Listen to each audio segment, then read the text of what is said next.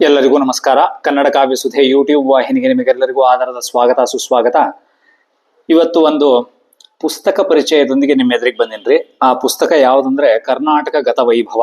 ಆಲೂರು ವೆಂಕಟರಾಯರು, ಕನ್ನಡದ ಕುಲಪುರೋಹಿತ ಅಂತ ಕರೆಸಿಕೊಳ್ಳುವಂತಹ ಆಲೂರು ವೆಂಕಟರಾಯರು ಬರೆದಿರುವಂತಹ ಪುಸ್ತಕ ಇದು. ಕರ್ನಾಟಕ ಗತ ವೈಭವ ಅಂತಂದ ಹೇಳಿ. ಆಮೇಲೆ ಇದು ಒಂಥರ ವಿಶೇಷವಾದ ಪುಸ್ತಕ. ನಾ ಇದುವರೆಗೂ ಓದಿರಲಾರದ ಪುಸ್ತಕ ಅಂತ ನಾನು ಹೇಳಲಿಕ್ಕೆ ಇಷ್ಟಪಡ್ತೀನಿ ರೀ. ಅಂದ್ರೆ ನಾನು ಸಾಮಾನ್ಯವಾಗಿ ಕಾದಂಬರಿಗಳನ್ನು ಓದುವಂಥವನು. ಕಾದಂಬರಿ, ಕಥೆ, ಕವನ ಇಂಥವೆಲ್ಲ ನಾವು ಓದ್ತೀನಿ ರೀ. ನಾನು ಇತಿಹಾಸಕ್ಕೆ ಸಂಬಂಧಪಟ್ಟ ಯಾವುದೇ ಪುಸ್ತಕನೂ ನಾನು ಇದುವರೆಗೂ ಓದಿಲ್ರಿ. ಇದು ಇತಿಹಾಸಕ್ಕೆ ಸಂಬಂಧಪಟ್ಟಂತಹ ಪುಸ್ತಕ, ಕರ್ನಾಟಕ ಗತ ವೈಭವ. ನಾವೊಂದು 2-3 ಸಲ ಇದನ್ನ ಬೇರೆ ಬೇರೆ ಅಂಗಡಿ ಒಳಗೆ ನೋಡಿದ್ದೆ. ಆಮೇಲೆ ಇಂಟರ್ನೆಟ್ನಾಗೂ ನೋಡಿದ್ದೆ. ಕರ್ನಾಟಕ ಗತ ವೈಭವ ಆಲೂರು ವೆಂಕಟರಾಯರು ಬರೆದಿದ್ದು ಅಂತಂದು ಹೇಳಿ. ಇದನ್ನು ಓದ್ಬೇಕು ಅಂತಂದು ಹೇಳಿ ಒಂದ್ಸಲ ಅನ್ನಿಸ್ತು. ಹಂಗಾಗಿ ಇತಿಹಾಸಕ್ಕೆ ಸಂಬಂಧಪಟ್ಟಿದ್ದು ನಾನು ಓದಿಲ್ಲ. ಹಂಗಾಗಿ ಇತಿಹಾಸವನ್ನು ತಿಳ್ಕೋಣ, ಅದರೊಳಗೂ ವಿಶೇಷವಾಗಿ ಕರ್ನಾಟಕದ ಇತಿಹಾಸವನ್ನು ತಿಳ್ಕೋಣ ಅಂತಂದು ಹೇಳಿ ಓದ್ದೆ. ಆಮೇಲೆ ಇನ್ನೂ ವಿಶೇಷವಾಗಿ ಹೇಳ್ಬೇಕು ಅಂತಂದ್ರ, ಈ ಪುಸ್ತಕವನ್ನ ನನಗೆ ಓದ್ಲಿಕ್ಕೆ ಸ್ಫೂರ್ತಿ ಯಾರು ಅಂತಂದು ಹೇಳಿದ್ರ, ಮೈಸೂರಿನ ಕಥೆಗಳು ಅಂತಂದು ಹೇಳಿ ಯೂಟ್ಯೂಬ್ ಚಾನಲ್ ನಡೆಸ್ತಾರಲ್ರಿ. ಮೈಸೂರಿನ ಕಥೆಗಳು ಅಂದ ತಕ್ಷಣ ನಿಮ್ಗೆಲ್ಲರಿಗೂ ಗೊತ್ತಾಗಿರ್ತದೆ ಯಾರು ಅಂತಂದು ಹೇಳಿ. ಹೌದು, ಧರ್ಮೇಂದ್ರ ಕುಮಾರ್ ಆರೇನಹಳ್ಳಿಯವರು, ಅಥವಾ ನಮ್ಮೆಲ್ಲರ ಪ್ರೀತಿಯ ಧರ್ಮಿ ಸರ್. ಅವ್ರ ಯೂಟ್ಯೂಬ್ ಚಾನಲ್ ನೋಡಿ ನೋಡಿ ನೋಡಿ ನನಗೆ ಹೆಂಗಾತಂದ್ರಿ, ಇತಿಹಾಸದ ಬಗ್ಗೆ ಆಸಕ್ತಿ ಹುಟ್ಟಿತು.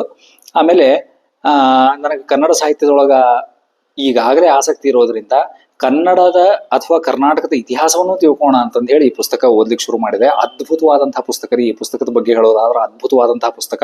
ಕನ್ನಡದ ಕುಲಪುರೋಹಿತ ಅಂತ ಕರೆಸಿಕೊಳ್ಳುವಂತಹ ಆಲೂರು ವೆಂಕಟರಾಯರು ಬರೆದಿರುವಂತಹ ಪುಸ್ತಕ. ಎಲ್ಲ ಕನ್ನಡಿಗರು ಓದಲೇಬೇಕಾದಂತಹ ಪುಸ್ತಕ ಅಂತ ನನಗೆ ಅನಿಸ್ಯಾದ್ರಿ ಈ ಪುಸ್ತಕ ಓದಿದ್ಮೇಲೆ. ಹಾಗಾಗಿ ದಯವಿಟ್ಟು ಈ ಪುಸ್ತಕವನ್ನ ಎಲ್ಲರೂ ಓದ್ರಿ ಅಂತಂದು ಹೇಳಿ ನಾನು ಪ್ರಾರ್ಥನೆ ಮಾಡ್ತೀನಿ. ಸವಿನಯ ಪ್ರಾರ್ಥನೆ, ಸವಿನಯ ವಿನಂತಿ. ಈ ಪುಸ್ತಕದ ಕೆಲವೊಂದು, ಅಂದ್ರೆ ಈ ಪುಸ್ತಕದೊಳಗಿರುವಂತಹ ಎಲ್ಲಾ ಸಾಲುಗಳು, ಎಲ್ಲಾ ಪುಟಗಳನ್ನು ಓದಿ ಹೇಳ್ಬೇಕ್ರಿ. ಹಂಗ ನೋಡಿದ್ರ ಈ ಇಡೀ ಪುಸ್ತಕವನ್ನೇ ಓದ್ಬೇಕು. ಆದ್ರ ಕೆಲವೊಂದು ಮುಖ್ಯವಾದಂತಹ ಪುಟಗಳನ್ನ ನಾನು ಗುರ್ತು ಹಾಕೊಂಡಿನ್ರಿ ಇಲ್ಲಿ. ಆ ಪುಟಗಳೊಳಗಿರುವಂತಹ ಕೆಲವೊಂದು ಸಾಲುಗಳನ್ನು ಓದಿ ಹೇಳುವಂತ ಪ್ರಯತ್ನ ಮಾಡ್ತೀನಿ ನಿಮ್ಗೆ ಇಲ್ಲಿ ಈ ವಿಡಿಯೋದ ಮುಖಾಂತರ. ಅಂದ್ರೆ ನಿಮ್ಗೆ ಗೊತ್ತಾಗ್ತದ್ರಿ ಇದು ಎಂಥ ಶ್ರೇಷ್ಠವಾದ ಕೃತಿ, ಯಾಕೆ ನಾವು ಇದನ್ನು ಓದ್ಬೇಕು, ಕರ್ನಾಟಕದ ಇತಿಹಾಸವನ್ನ ಇನ್ನೂ ಹೆಚ್ಚು ತಿಳ್ಕೊಳ್ಳಿಕ್ಕೆ ನಮಗೆ ಪ್ರೀತಿ ಬರ್ತದೆ ಈ ಪುಸ್ತಕವನ್ನು ಓದಿದ್ರ. ಇದು ಪುಸ್ತಕ ಗಾತ್ರದೊಳಗೆ ಅಗ್ದಿ ಸಣ್ಣದಿರ್ಬೋದ್ರಿ, ಆದ್ರೆ ಆಲೂರು ವೆಂಕಟರಾಯರು ಸಿಕ್ಕಾಪಟ್ಟೆ ಓದಿ ಅಧ್ಯಯನ ಮಾಡಿ ಬೇಕಾದಷ್ಟು ಜಾಗಗಳನ್ನೆಲ್ಲ ನೋಡ್ಕೊಂಡ್ಬಂದು ತಾವು ಸ್ವತಃ ಬೇಕಾದಷ್ಟು ಕೂತ್ಕೊಂಡು ಓದಿ ಬರೆದಿರುವಂತಹ ಪುಸ್ತಕ ರೀ ಇದು. ಯಾವುದೋ ಸುಮ್ಮನೆ ಏನೋ ಒಂದ್ ದಿನಕ್ಕೆ ಎಲ್ಲೋ ಒಂದು ನೋಡ್ಕೊಂಡು ಓದ್ಕೊಂಡು ಅಥವಾ ತಮಗ್ ಗೊತ್ತಿದ್ದಷ್ಟು ಒಂದು ಇತಿಹಾಸವನ್ನು ಬರೆದಿರುವಂತಹ ಪುಸ್ತಕ ಅಲ್ರಿ. ಯಾಕಂದ್ರೆ ಅದ್ರೊಳಗೆ ಅವರು ಬಹಳ ಡಿಟೇಲ್ ಆಗಿ ಬರೀತಾರ, ವಿಸ್ತೃತವಾಗಿ ಬರೀತಾರ. ಅವ್ರು ಎಷ್ಟೆಷ್ಟು ಜಾಗಗಳನ್ನು ಓದ್ಯಾರ, ಅವ್ರು ಏನೇನು ಅಧ್ಯಯನ ಮಾಡ್ಯಾರ ಅಂತಂದು ಹೇಳಿ. ಹಂಗಾಗಿ ಬಹಳ ಅಧ್ಯಯನ ಮಾಡಿ ಆಮೇಲೆ ಓಡಾಡಿ ತಿಳ್ಕೊಂಡು ನೋಡಿ ಬರೆದಿರುವಂತಹ ಪುಸ್ತಕ. ಬಹಳ ಇದ್ರೊಳಗೆ ಶ್ರಮ, ಆಲೂರು ವೆಂಕಟರಾಯರ ಶ್ರಮ ಬಹಳ ಅದ್ರಿ. ಹಂಗಾಗಿ ದಯವಿಟ್ಟು ಎಲ್ಲ ಕನ್ನಡಿಗರು ಈ ಪುಸ್ತಕವನ್ನು ಓದೋ ಹಂಗಾಗ್ಲಿ. ಆಮೇಲೆ ಓದಿ ನಮ್ಮ ಕರ್ನಾಟಕದ ಇತಿಹಾಸ ಎಂಥದ್ದು, ಕರ್ನಾಟಕ ಹೆಂಗಿತ್ತು, ಅದರ ಬಗ್ಗೆ ನಮಗೆಲ್ಲರಿಗೂ ಅಭಿಮಾನ ಬರೋ ಹಂಗಾಗ್ಲಿ. ಯಾಕಂದ್ರೆ ಆಲೂರು ವೆಂಕಟರಾಯರು ಮುಖ್ಯವಾಗಿ ಏನ್ ಹೇಳ್ಯಾರ ಅಂದ್ರೆ, ಇತಿಹಾಸವನ್ನು ಓದೋದ್ರಿಂದ ಮುಖ್ಯವಾಗಿ ಆಗುವಂಥ ಬದಲಾವಣೆ ಏನು, ಅಥವಾ ಏನು ಬದಲಾವಣೆ ಆಗ್ಬೇಕು ಅಂತಂದು ಹೇಳಿದ್ರ, ಇತಿಹಾಸವನ್ನು ಓದಿದ ಮೇಲೆ ನಮ್ಗೆ ಅನ್ನಿಸ್ಬೇಕಂದ್ರೆ ಎಂಥ ಅದ್ಭುತ ಇತಿಹಾಸ ಅದ ನಮ್ಗ. ಅಂದ್ರೆ ಎಂಥ ಶ್ರೇಷ್ಠ ಇತಿಹಾಸ ಅದ. ನಮ್ಮ ಪೂರ್ವಿಕರು ಎಂಥವ್ರು, ನಮ್ಮ ಪೂರ್ವಜರು ಎಂಥವ್ರು, ಎಂತೆಂಥ ಘನ ಕಾರ್ಯಗಳನ್ನ ಮಾಡಿದ್ರು, ಎಂತೆಂಥ ದೊಡ್ಡ ಕೆಲಸಗಳನ್ನ ಮಾಡಿದ್ರು ಅಂತಂದು ಹೇಳಿ ನಮಗ ಸ್ಫೂರ್ತಿ ಬರ್ಬೇಕು. ಆ ಸ್ಫೂರ್ತಿಯನ್ನ ಇಟ್ಟುಕೊಂಡು, ಆ ಶಕ್ತಿಯನ್ನ, ಆ ಸ್ಫೂರ್ತಿಯನ್ನ ನಾವು ತಗೊಂಡು ಇನ್ನೂ ಮುಂದೆ ಹೆಚ್ಚಿನ ಕೆಲಸ ಮಾಡ್ಲಿಕ್ಕೆ ನಮಗೂ ಪ್ರೇರೇಪಣೆ ಆಗ್ಬೇಕು. ಇನ್ನು ನಾವು ಆ ದಿಕ್ಕಿನೊಳಗೆ ಸಾಗ್ಬೇಕು. ಇನ್ನು ನಾವು ಅಂಥ ಚಲೋ ಕೆಲಸ ನಾವು ಮಾಡ್ಬೇಕು ಅಂತ ನಮ್ಗೆ ಅನಿಸ್ಬೇಕಂತ್ರಿ. ಅದಕ್ಕಾಗಿ ಇತಿಹಾಸ ಓದ್ಬೇಕು ಅಂತಂದು ಹೇಳಿ ಆಲೂರು ವೆಂಕಟರಾಯರು ಹೇಳ್ಯಾರ. ಕೆಲವೊಂದು ಪುಟಗಳನ್ನ ಇಲ್ಲಿ ನಾನು ಹೇಳುವಂತ ಪ್ರಯತ್ನ ಮಾಡ್ತೇನೆ ರೀ. ನಿಮ್ಗೆ ಆಗ್ಲೇ ಹೇಳಿದಂಗ ಪ್ರಪ್ರಥಮವಾಗಿ ಇದು ಪ್ರಬಂಧದ ರೀತಿ ಒಳಗಾದ್ರಿ. ಹಂಗಾಗಿ ಆಮೇಲೆ ಕರ್ನಾಟಕದ ಮುಖ್ಯ ರಾಜಮನೆತನಗಳು ಯಾವುವು ಅಂತಂದು ಹೇಳಿ ಒಂದೊಂದು ರಾಜಮನೆತನದ ಬಗ್ಗೆ ಒಂದೊಂದು ಇದು ಅದ ರೀ. ಇದ್ರೊಳಗೆ ಒಂದೊಂದು ಅಧ್ಯಾಯ ಅದ, ಚಾಪ್ಟರ್ ಅದ. ಆಮೇಲೆ ಅದೇ ರೀತಿ ಕರ್ನಾಟಕದ ಕಟ್ಟಡಗಳ ಬಗ್ಗೆ, ಆಮೇಲೆ ಕರ್ನಾಟಕದೊಳಗ ರಾಜಮನೆತನಗಳು ಸಾಹಿತ್ಯಕ್ಕೆ ಏನೇನು ಕೊಡುಗೆ ಕೊಟ್ರು, ಶಿಲ್ಪಕಲೆಗೆ ಏನೇನು ಕೊಡುಗೆ ಕೊಟ್ರು, ಹಿಂಗ ಬೇರೆ ಬೇರೆ ಬೇರೆ ಬೇರೆ ಅಧ್ಯಾಯಗಳ ಮುಖಾಂತರ, ಚಾಪ್ಟರ್ಸ್ ಮುಖಾಂತರ ಆಲೂರು ವೆಂಕಟರಾಯರು ಈ ಪುಸ್ತಕದೊಳಗೆ ಹೇಳ್ತಾ ಹೋಗ್ತಾರ್ರಿ.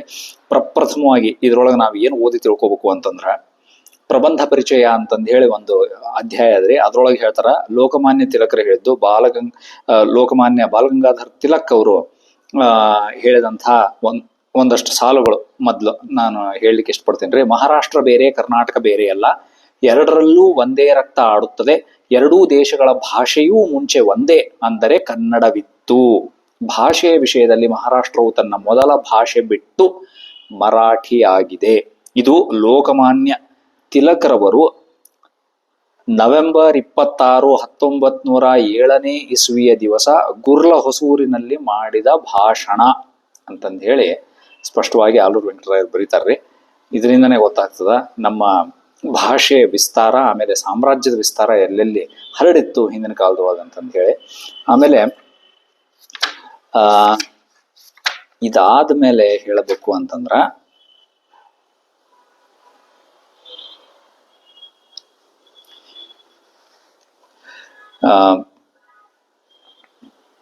ನೋಡ್ರಿ, ಎಲ್ಲ ರಾಜ್ಯದವರು ಕೂಡ ತಮ್ಮ ತಮ್ಮ ರಾಜ್ಯದ ಬಗ್ಗೆ ಅಥವಾ ತಮ್ಮ ತಮ್ಮ ಇತಿಹಾಸದ ಬಗ್ಗೆ ತಿಳ್ಕೊಳ್ಳಿಕ್ಕೆ ಪ್ರಯತ್ನ ಮಾಡ್ಲಿಕ್ಕೆ ಶುರು ಮಾಡಿದ್ದಾರೆ. ಗುಜರಾತಿ ಅವರಾಗಿರ್ಬೋದು, ಅಥವಾ ಆಂಧ್ರದವರಾಗಿರ್ಬೋದು, ತಮಿಳ್ನಾಡಿನವರಾಗಿರ್ಬೋದು, ಮತ್ತಿನ್ನು ಆಮೇಲೆ ಉತ್ತರ ಭಾರತದವರು, ಎಲ್ಲರೂ ಕೂಡ ತಮ್ಮ ತಮ್ಮ ರಾಜ್ಯದ ಅಥವಾ ತಮ್ಮ ತಮ್ಮ ಪ್ರಾಂತ್ಯದ ಇತಿಹಾಸ ಹೆಂಗಿತ್ತು, ಶಿಲ್ಪಕಲೆಗೆ ಅವರಿಂದ ಏನೇನು ಕೊಡುಗೆ ಸಿಕ್ತು, ಸಾಹಿತ್ಯಕ್ಕೆ ಏನೇನು ಕೊಡುಗೆ ಸಿಕ್ತು, ಮತ್ತು ಆಗಿನ ಕಾಲದ ಜನಜೀವನ ಹೆಂಗಿತ್ತು, ಆಗಿನ ಕಾಲದಿಂದ ಆಗಿನ ಕಾಲದ ಜನಜೀವನದಿಂದ ಸ್ಫೂರ್ತಿ ಪಡೆದು ಇವತ್ತು ನಾವು ಜನಜೀವನವನ್ನ ಹೆಂಗ್ ರೂಪಿಸ್ಕೋಬೇಕು, ನಮ್ಮ ಜೀವನವನ್ನ ಹೆಂಗ್ ರೂಪಿಸ್ಕೋಬೇಕು, ಹಿಂಗ ಬೇರೆ ಬೇರೆ ರೀತಿ ಒಳಗ ಇತಿಹಾಸವನ್ನ ಅಧ್ಯಯನ ಮಾಡ್ಲಿಕ್ಕೆ ಅಥವಾ ಇತಿಹಾಸವನ್ನ ತಿಳ್ಕೊಳ್ಳಿಕ್ಕೆ ಎಷ್ಟು ಉತ್ಸುಕರಾಗ್ಯಾರ ಬೇರೆ ಎಲ್ಲಾ ರಾಜ್ಯದವರು. ಆದ್ರೆ ಕರ್ನಾಟಕದವರಿಗೆ ಮಾತ್ರ, ಕನ್ನಡದವ್ರಿಗೆ ಮಾತ್ರ ಆ ಉತ್ಸುಕತೆ ಯಾಕಿಲ್ಲ ಅಂತಂದ ಹೇಳಿ ಆಲೂರು ವೆಂಕಟರಾಯರು ಬಹಳ ಚಂದ ಬರೀತಾರ್ರಿ ಈ ಪುಟದೊಳಗ.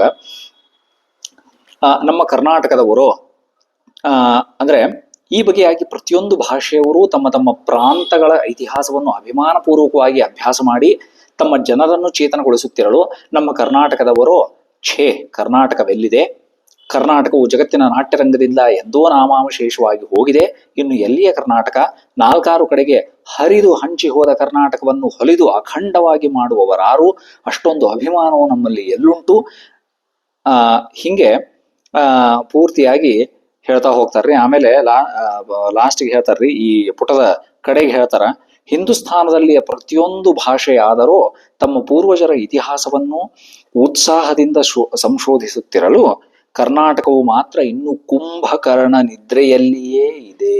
ಇದೆಂಥ ದುಃಖದ ನೋಟ.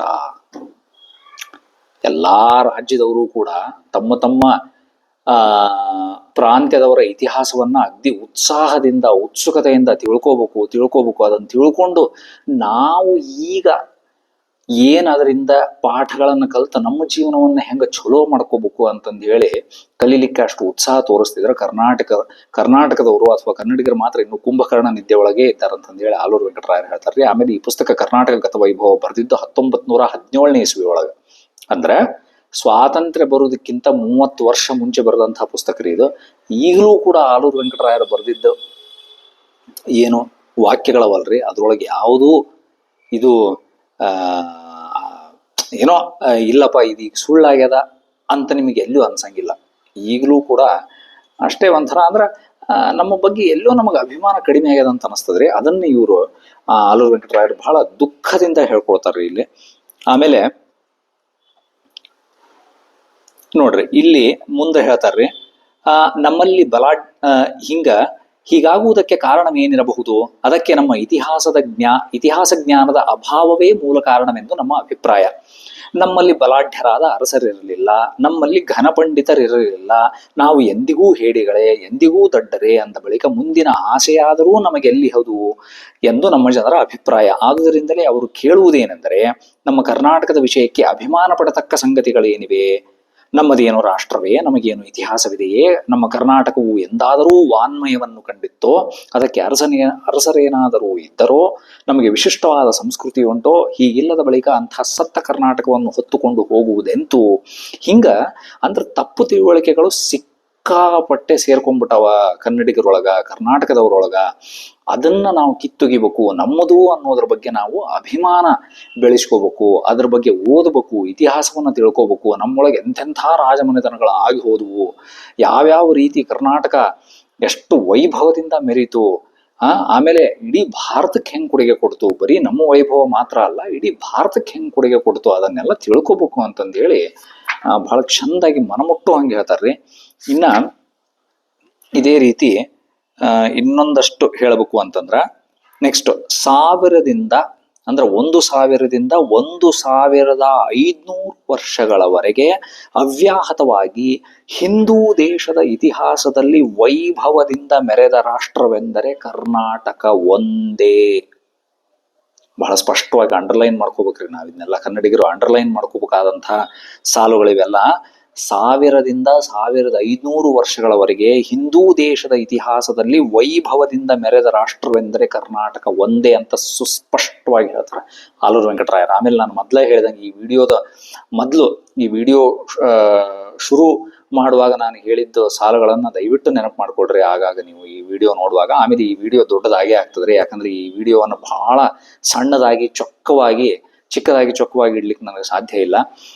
ಹಂಗಾಗಿ ಬಹಳ ಬಹಳ ಬಹಳ ಬಹಳ ಬಹಳ ಓದಿ ತಿಳ್ಕೊಂಡು, ಬೇಕಾದಷ್ಟು ಓದಿ, ಬೇಕಾದಷ್ಟು ಸ್ಟಡಿ ಮಾಡಿ, ಅಥವಾ ರಿಸರ್ಚ್ ಮಾಡಿ ತಿಳ್ಕೊಂಡು, ಸಂಶೋಧನೆ ಮಾಡಿ, ಅಧ್ಯಯನ ಮಾಡಿ ತಿಳ್ಕೊಂಡು, ಬೇಕಾದಷ್ಟು ಊರುಗಳನ್ನು ಓಡಾಡಿ ತಿಳ್ಕೊಂಡು ಬರೆದಂತಹ ಪುಸ್ತಕ ರೀ. ಹಂಗಾಗಿ ಅಂಥ ಜ್ಞಾನಿಗಳು ಆಲೂರು ವೆಂಕಟರಾಯರು ಈ ಮಾತನ್ನು ಹೇಳ್ತಾರ ಅಂತಂದ್ರ ಇದ್ರೊಳಗೆ ಎಳ್ಳಷ್ಟು ನಾವೇನು ಸಂಶಯ ಪಡುವಂಥ ಅಥವಾ ಎಳ್ಳಷ್ಟು ಏನೋ ಸಂಶಯಕ್ಕೆ ಈಡಾಗುವಂಥ ಏನೋ ಯಾವುದೂ ಕಾರಣ ಇಲ್ಲಿಲ್ರಿ.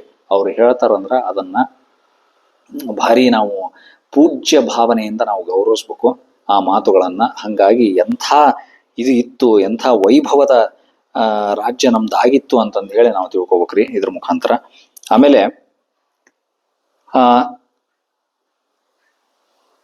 ಇನ್ನೊಂದೇನಂದ್ರಿ, ನಮ್ಮ ಅರಸರು ದೊಡ್ಡವರಿದ್ದರು, ನಮ್ಮ ರಾಜ್ಯವು ವಿಸ್ತಾರವಾಗಿ ಹಬ್ಬಿತ್ತು, ನಮ್ಮ ವೈಭವವು ಅತಿಶಯವಾದ ಘನತೆಗೇರಿತ್ತು.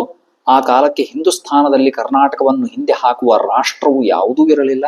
ಕರ್ನಾಟಕದೊಳಗಿರುವಷ್ಟು ದೊಡ್ಡ ಪಟ್ಟಣಗಳು ಹಿಂದೂ ದೇಶದಲ್ಲಿರಲಿಲ್ಲ. ಕರ್ನಾಟಕದಲ್ಲಿರುವಷ್ಟು ವಿದ್ವಾಂಸರು ಬೇರೆ ಕಡೆಯಲ್ಲಿರಲಿಲ್ಲ. ಕರ್ನಾಟಕದಷ್ಟು ಸಂಪನ್ನವಾದ ವಾನ್ಮಯವೂ ಮಿಕ್ಕ ಕಡೆಯಲ್ಲಿರಲಿಲ್ಲ. ಕರ್ನಾಟಕದಲ್ಲಿರುವಂತಹ ಕಟ್ಟಡಗಳು ಹಿಂದೂ ದೇಶದ ಕಣ್ಣು ಮುಂದಿರಲಿಲ್ಲ. ಹೀಗಿದ್ದೂ ನಾವು ಅದಕ್ಕೆ ಮೃತವೆಂದು ಕರೆಯುವುದೆಂತು?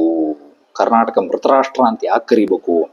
ಆಗಿನ ಕಾಲದೊಳಗೆ ನಮ್ಮ ಹತ್ರ ಎಂಥ ಪಟ್ಟಣಗಳಿದ್ವು, ಕರ್ನಾಟಕದೊಳಗೆ ಎಂಥ ದೊಡ್ಡ ದೊಡ್ಡ ಪಟ್ಟಣಗಳಿದ್ವು, ಎಂಥ ವಾನ್ಮಯವಿತ್ತು ಅಂದ್ರೆ ಎಂಥ ಶಬ್ದ ಸಂಪತ್ತು ಅಥವಾ ಸಾಹಿತ್ಯ ಸಂಪತ್ತು ಎಷ್ಟಿತ್ತು. ಇಂಥದ್ದೆಲ್ಲ ದೊಡ್ಡ ದೊಡ್ಡ ಅರಸರು ಇದ್ರು. ಅಂಥವ್ರು ಇಡೀ ಹಿಂದೂ ದೇಶದೊಳಗೆ, ಇಡೀ ಭಾರತ ದೇಶದೊಳಗೆ ಇವೆಲ್ಲ ಯಾರಿಗೂ ಸಿಕ್ಕಿರ್ಲಿಲ್ಲ. ಅಂಥ ಸಂಪನ್ಮೂಲ, ಅಂಥ ಸಂಪತ್ತು ನಮ್ಮ ಕಡೆಯೊಳಗಿತ್ತು. ಇಂಥದ್ದನ್ನ ನಾವು ಮೃತರಾಷ್ಟ್ರ ಅಂತ ಹೆಂಗ್ ಕರಿಲಿಕ್ಕೆ ಸಾಧ್ಯ ಅಂತ ಆಲೂರು ವೆಂಕಟರಾಯರು ಹೇಳ್ತಾರ್ರಿ. ಆಮೇಲೆ ಇದೇ ರೀತಿಯಾಗಿ ನೋಡ್ಕೋತ ಹೋದ್ರಿ ಇದ್ರೊಳಗೆ ನಾ ಹೇಳ್ದಂಗ ಆಗ್ಲೇ ಎಷ್ಟು ಹೇಳಿದ್ರು ಕಮ್ಮಿನೇ ಅಷ್ಟದರಿ ಇದ್ರೊಳಗ. ಆದ್ರ ನಾನು ಅದ್ರೊಳಗೆ ಒಂದ್ ಸ್ವಲ್ಪ ವಿಪರೀತ ದೊಡ್ಡದಾಗೋದು ಬೇಡ ಅಂತಂದ ಹೇಳಿ ನೋಡಿ ಪೇಜ್ ನಂಬರ್ ಬರ್ದಿಟ್ಕೊಂಡೇನ್ರಿ. ಆದ್ರೂ ದೊಡ್ಡದಾಗೇ ಬಿಟ್ಟದ್ರಿ ಇದು. ಹಂಗಾಗಿ ನೋಡ್ರಿ, ಇನ್ನೊಂದೇನಂದ್ರ ಭಾರಿ ಮುಖ್ಯವಾಗಿ ನಾವು ನೆನಪಿನಲ್ಲಿ ಇಡ್ಬೇಕಾಗಿದ್ದು, ಆಮೇಲೆ ನಾವು ಏನು ಸುಧಾರಿಸ್ಕೋಬೇಕಾಗಿತ್ತು ಅಂದ್ರೆ, ಕನ್ನಡಿಗರೇ, ಉಜ್ವಲವಾದ ನಿಮ್ಮ ಭಾಷೆಯು ಒಂದಾನೊಂದು ಕಾಲಕ್ಕೆ ಉತ್ತರದಲ್ಲಿ ಬಹುದೂರದವರೆಗೆ ಮನೆ ಮಾಡಿಕೊಂಡಿತ್ತೆಂಬ ಸಂಗತಿಯು ನಮ್ಮ ಹೃದಯವನ್ನು ಸ್ಫೂರ್ತಿಗೊಳಿಸಲಿ. ಅಂದ್ರೆ ಕರ್ನಾಟಕದ ವಿಸ್ತಾರ ಹೆಂಗಿತ್ತು, ಕರ್ನಾಟಕ ರಾಜ್ಯದ ವಿಸ್ತಾರ ಎಷ್ಟಿತ್ತು ಅನ್ನೋದನ್ನ ಇದ್ರ ಮುಖಾಂತರ ನಾವು ತಿಳ್ಕೊಬೇಕ್ರಿ. ಉಜ್ವಲವಾದ ನಿಮ್ಮ ಭಾಷೆಯು ಒಂದಾನೊಂದು ಕಾಲಕ್ಕೆ ಉತ್ತರದಲ್ಲಿ ಬಹುದೂರದವರೆಗೆ ಮನೆ ಮಾಡಿಕೊಂಡಿತ್ತೆಂಬ ಸಂಗತಿಯು ನಮ್ಮ ಹೃದಯವನ್ನು ಸ್ಫೂರ್ತಿಗೊಳಿಸಲಿ ಅಂತ ಆಲೂರು ವೆಂಕಟರಾಯರು ಬರೀತಾರೆ. ಬರೀ ಕರ್ನಾಟಕ ಅಂದ್ರೆ ಇವತ್ತೇನು ನಾವು ಮ್ಯಾಪ್ ನೋಡ್ತೀವಲ್ಲ ಅಷ್ಟೇ ಅಲ್ಲ, ಮೊದಲು ರಾಜರ ಕಾಲಕ್ಕೆ, ಅರಸರ ಕಾಲಕ್ಕೆ ಕರ್ನಾಟಕ ಬಹಳ ವಿಸ್ತಾರವಾಗಿತ್ತು ಅನ್ನೋದನ್ನ ಈ ಸಾಲುಗಳ ಮುಖಾಂತರ ನಾವು ತಿಳ್ಕೊಬಹುದು. ಆಮೇಲೆ ನೋಡ್ರಿ ಇನ್ನು ಇದೇ ರೀತಿಯಾಗಿ ನೋಡಿದ್ರೆ ನೋಡ್ರಿ ಬಾದಾಮಿಯ ಚಾಲುಕ್ಯರ ಅರಸನಾದ ನಿಮ್ಮ ಸತ್ಯಾಶ್ರಯ ಪುಲಿಕೇಶಿ ಉತ್ತರ ಹಿಂದೂಸ್ಥಾನಕ್ಕೆಲ್ಲ ಸಾರ್ವಭೌಮ ಚಕ್ರವರ್ತಿಯಾಗಿದ್ದ ಹರ್ಷವರ್ಧನನನ್ನು ಸೋಲಿಸಿ ಪರಮೇಶ್ವರನೆಂಬ ಘನವಾದ ಬಿರುದನ್ನು ಪಡೆದಿರುವನು. ಮಳಖೇಡದ ರಾಷ್ಟ್ರಕೂಟ ಅರಸನಾದ ಮೂರನೆಯ ಗೋವಿಂದನು ತನ್ನ ವಿರುದ್ಧವಾಗಿ ಬಂಡಾಯ ಮಾಡಿದ 12 ಜನ ಅರಸರನ್ನು ಬಗ್ಗು ಬಡಿದು ಗುರ್ಜರ, ಮಾಳವ, ಮಧ್ಯಪ್ರಾಂತ ಇವೇ ಮೊದಲಾದ ನಾಡುಗಳನ್ನು ಗೆದ್ದು ಪೂರ್ವ ಚಾಲುಕ್ಯರ ಅರಸರನ್ನು ಹಣ್ಣಿಗೆ ತಂದು ಅವನಿಗೆ ತನ್ನ ಕೋಟೆ ಕೊತ್ತಲಗಳನ್ನು ಕಟ್ಟಲು ಹಚ್ಚಿದ ಸಂಗತಿ ಏನು ಸಾಧಾರಣವಾಯಿತೆ? ಕರ್ನಾಟಕರು ಪ್ರತಿದಿನವೂ ಸ್ಮರಿಸಬೇಕಾಗಿರುವ ರಾಷ್ಟ್ರಕೂಟರ ಅಮೋಘ ವರ್ಷನು ಅಥವಾ ನೃಪತುಂಗನು ಯಾವ ದೇಶಕ್ಕೆ ಭೂಷಣ ನೆನೆಸಲಾರನು? 60 ವರ್ಷಗಳವರೆಗೆ ಎಡಬಿಡದೆ ಆಳಿದ ಈ ನೃಪತುಂಗನೇ ಅಲ್ಲವೇ ಕನ್ನಡಿಗರ ಕವಿರಾಜ ಮಾರ್ಗವೆಂಬ ಅಲಂಕಾರ ಗ್ರಂಥವನ್ನು ಬರೆದವನು.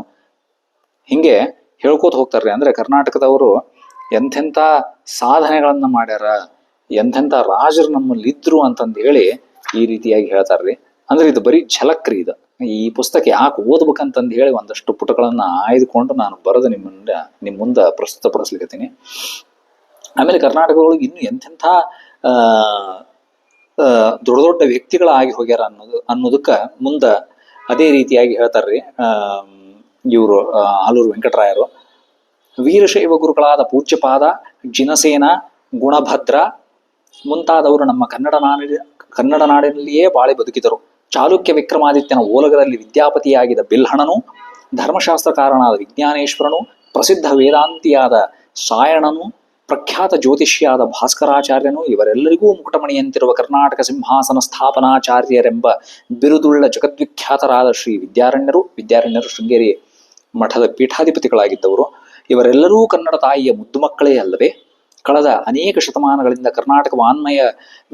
ಕರ್ನಾಟಕ ವಾನ್ಮಯವೆಂಬ ಗಗನ ಮಂಡಲದೊಳಗೆ ದಿವ್ಯ ನಕ್ಷತ್ರಗಳಂತೆ ಬೆಳಗುತ್ತಿರುವ ಆದಿಕವಿ ಪಂಪ, ಪೊನ್ನ, ರನ್ನ, ಜನ್ನ ಮೊದಲಾದ ವಾನ್ಮಯ ಪ್ರಭುಗೂ ಕೇವಲ ಕನ್ನಡಿಗರೇ. ಹೌದಾ? ಪರಮ ಭಗವದ್ಭಕ್ತರಾದ ಪುರಂದರದಾಸರು, ಕನಕದಾಸರು ಮುಂತಾದ ದಾಸಶ್ರೇಷ್ಠರಿಗೆ, ಅಲ್ಲಮ ಪ್ರಭು, ಬಸವಣ್ಣ ಮುಂತಾದ ಶ್ರೇಷ್ಠರಿಗೆ ಈ ನಮ್ಮ ಬಡ ಕರ್ನಾಟಕವೇ ಜನ್ಮಭೂಮಿ. ಇಷ್ಟೇ ಅಲ್ಲ ಕನ್ನಡಿಗರೇ, ನಮ್ಮ ಭಾಗ್ಯವನ್ನು ಎಷ್ಟೆಂದು ಹೇಳಬೇಕು. ನಿಮ್ಮ ಅರಸರೂ ಸ್ವಂತ ಕವಿಗಳಾಗಿದ್ದರು. ಗಂಗಾ ಅರಸರಲ್ಲಿ ಮಾಧವ, ದುರ್ವಿನೀತ ಮುಂತಾದ ಅನೇಕ ರಾಜರು, ಅಶ್ವಶಾಸ್ತ್ರ ಹೀಗೆ ಹೇಳ್ತಾ ಹೋಗ್ತಾರ್ರಿ. ಅಂದ್ರ ಕರ್ನಾಟಕದೊಳಗೆ ಎಂಥೆಂಥ ಮಹನೀಯರು, ಎಂಥೆಂಥ ದಾಸಶ್ರೇಷ್ಠರು, ಆಮೇಲೆ ತತ್ವಜ್ಞಾನಿಗಳು, ಅದು ದಾಸ ಸಾಹಿತ್ಯ ಆಗಿರ್ಬೋದು ಅಥವಾ ಶರಣ ಸಾಹಿತ್ಯದೊಳಗ ಬಸವಣ್ಣಂಥವ್ರು, ಅಲ್ಲಮ ಪ್ರಭುಗಳು, ಇಂಥವರೆಲ್ಲ ಆಗಿರೋರು. ದಾಸ ಸಾಹಿತ್ಯದೊಳಗ ಪುರಂದರದಾಸರು, ಕನಕದಾಸರು, ಆಮೇಲೆ ಇನ್ನೂ ಅನೇಕ ಬೇಕಾದಷ್ಟು ಜನ ಘಟಾನುಘಟಿಗಳೆಲ್ಲ ಬಂದು ಹೋಗ್ಯಾರ.